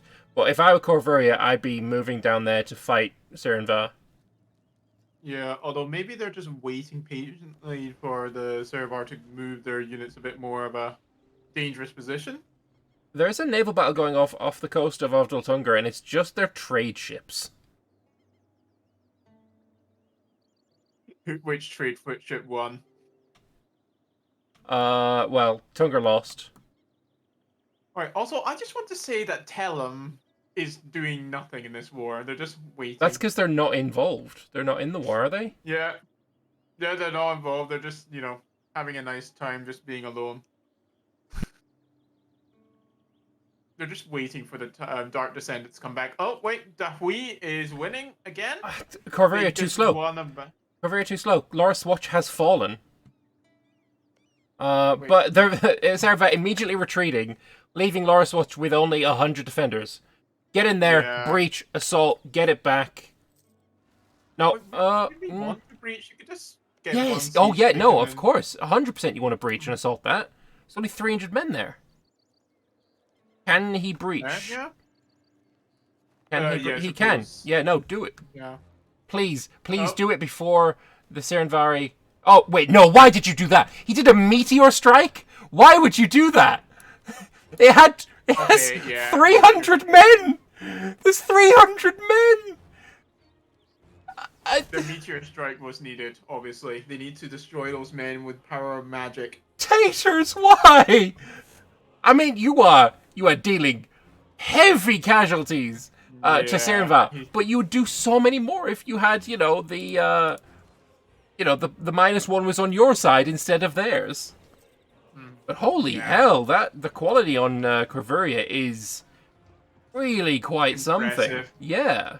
I mean, they would be pretty much the same if Corburia had Elven military. Like, literally. Yeah, no, for They sure. would be exactly the same, yeah. Oof. Okay, right, well, Corburia is currently losing, but they're also rolling really well. They also have more reinforcements to come in. Yeah. Yeah, they're winning now. They're definitely winning. Okay, Dahui is just currently resting their troops. Let's see. I really Where want else in the somebody to world? be like, Taters, meteor strike? There's Oh. 300 men. Hang on, Adshaw's just gone pieced out of the war. Adshaw is gone. Oh, no, okay. I mean, so has Vertesk, so has Great March. Yeah. That's real bad. Yeah, it does not look like the Catboy League is going to win here. Oh, no. From the very beginning, I didn't think that was going to happen. Okay, but real question is, when is the green Null, going to lose against the lime Null? On one hand, it kind of looks like they pushed them back. On the other hand, none of the forts have been besieged.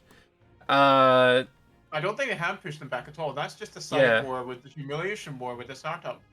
Did Drupal's Noob do this? No idea. Drupal's Noob has 51k. Where is their 51k? They're literally just sieging up Asarta. This was... What the... We've got some ruler magic going on for Corvaria. Yeah. Evocation magic again. Please, I guess it must be war magic being re-upped. And there's going to be a battle now in Fenfort. Oddvald Kanzad has pieced out, but they've been sieged up, so why? Why? Piece out? Getting out before they got sieged? I don't know. But yeah, we're gonna have reinforcements coming in from both sides here. I feel like probably gonna see a big win for Corvaria here. Their quality difference is really winning. stark. And also the fact that none of their other side's units are piling in. Yeah. Yeah. Basically, don't even try coming into Corvaria. Although they have actually occupied Shroud Fort, which is really bad for Corvaria. Yeah. That's one of the really well-defended areas. 90 fort defense there. How did I like the Fahanavosi front? I thought it was unfortunate that the Halfling military was so bad. Yes. Also, Great Shahs has pieced out Reyes. So now all of their land isn't sieged anymore. Which is probably for the best. Also, I just want to say that the Ketaretan separatists are kind of doing a good job in stopping anyone from actually invading. Perfect. Big battle in Dahui. Dahui, alright. Yeah. This is another everyone on each side getting in there.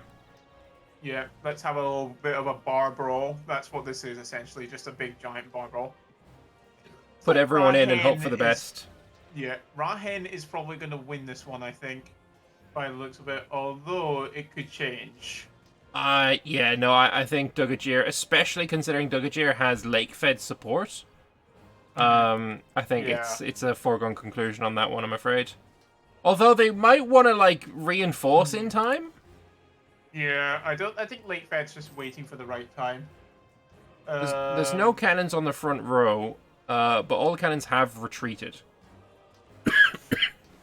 You know that was one of the recent changes, like a few patches ago, where I've never really understood why would you give morale damage to cannons when they're on the back row and not? I hate it. I hate it so much. Every mod that I make for multiplayer, I'm gonna be removing it because I think it's a terrible change. It is definitely a terrible change. I think I've told this to the devs when doing testing. Like, I don't think this is a good idea, but I would love if Anbennar just like decided unilaterally, just like, no, EU4, that's a bad idea. We're not going to be following in your madness. I really want them to have change it so I don't have to. Fair enough. I want to be able to play vanilla Anbennar. Yeah. Tell you what, this battle is actually going down to the wire. I feel like probably we're going to see Dugajir win it purely because they've got more reinforcements. I don't know, actually. Yeah, the front line is already breaking for Dahui. Front line already breaking for Dahui. Although the front line's actually breaking for Dugajir as well. Oh, no, reinforcements got in. Oh my god. Yeah, that went down to the wire. Winning. Yes. Yeah, Dugajir's won. They got that 9 row. There's no way.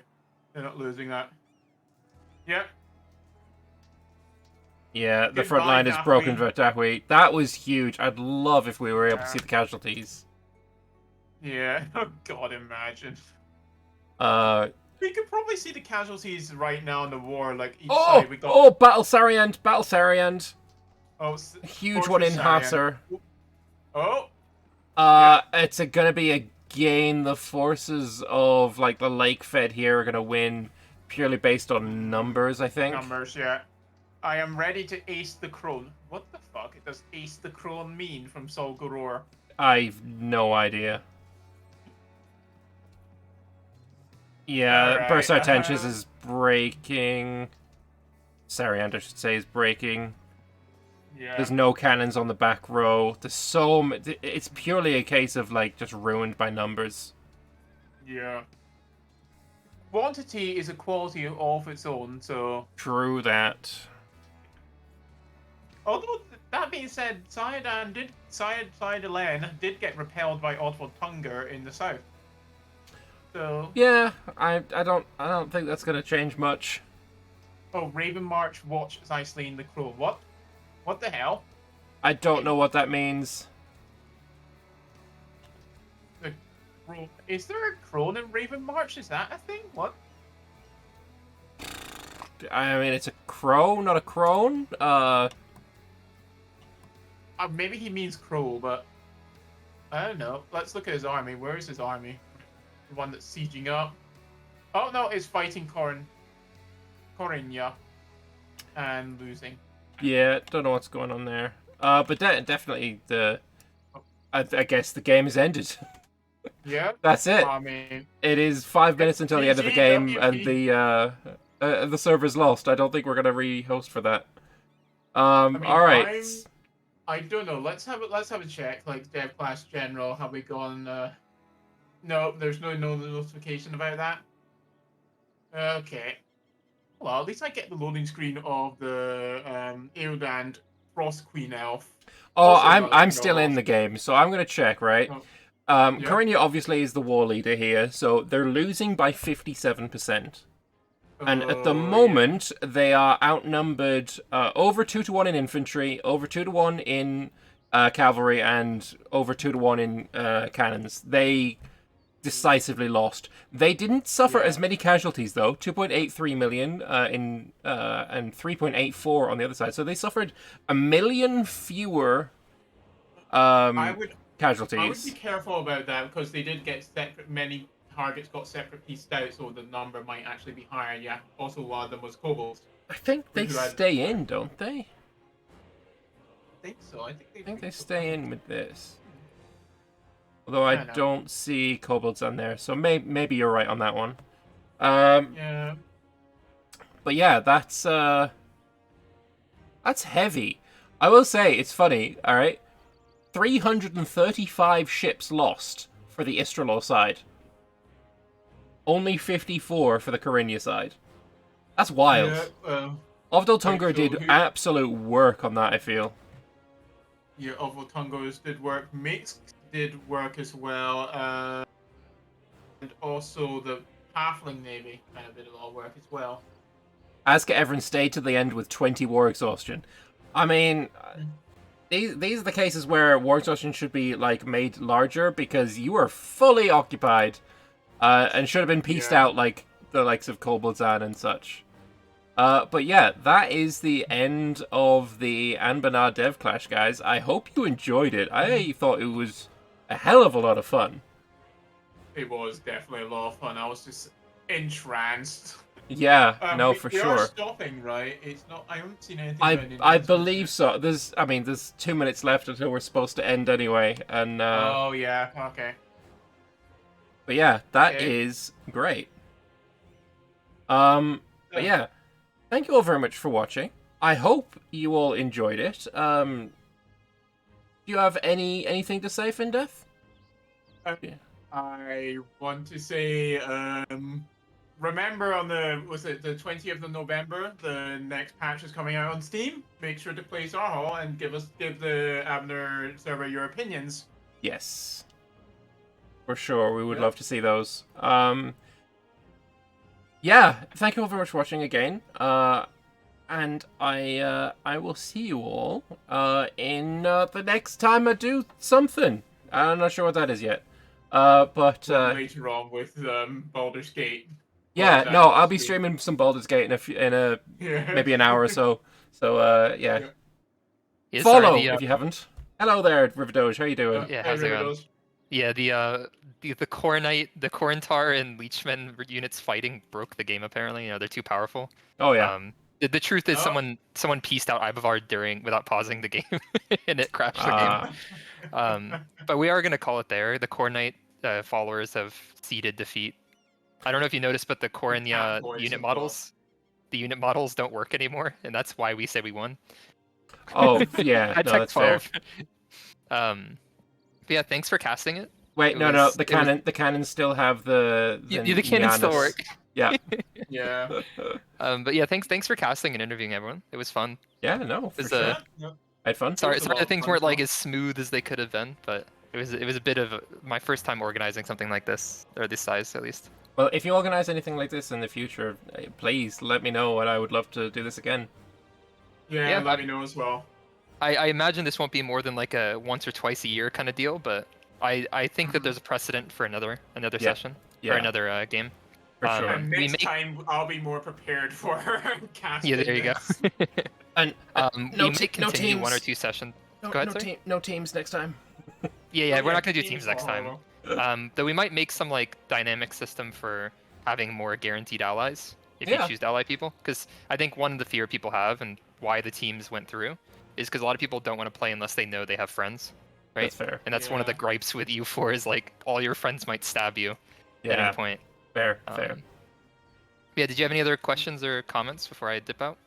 Uh, Oh wait, I have no. a question.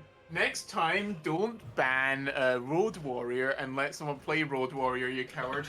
no. it like no desyncs way. the game though is the problem. Yeah. Oh, okay, fair enough. Fair enough, actually. No, I say I just want to say thank you very much for inviting me to cast. I've had a great time. And Yep. Yeah. if anyone missed any part of these, if they want to see interviews that we've done, I've cut them all up and put them on YouTube, and I will be putting today's interviews up on YouTube as well over the next few days.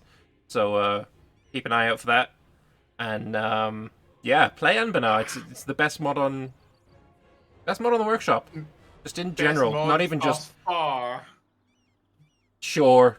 I am a future seer that I can I can't see any further. But yeah, no, it's I love this mod. It's great. All right.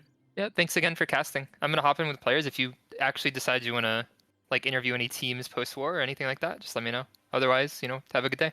I think I'll hop in and just get every one of the devs to like shout something. Just Something very nice. Yeah. Not elves, probably. yeah. All right. Might as well do that now then. All right, I'll hop up. All right. Yeah. Let's For it was an honor to die. Hello, By our hello, best team I'm still Corinta. alive. Hello, hello. Hope you guys enjoyed the game. Thank you very much for letting me cast for you all. Thank you. Thank you. I had a great time. Do you want to all just shout at the same time? Just like something PG? Yeah. something PG. Okay, Sure. everybody in chorus. 3, 2, 1. Something PG. PG. Amazing, Anyway. amazing, phenomenal, great work.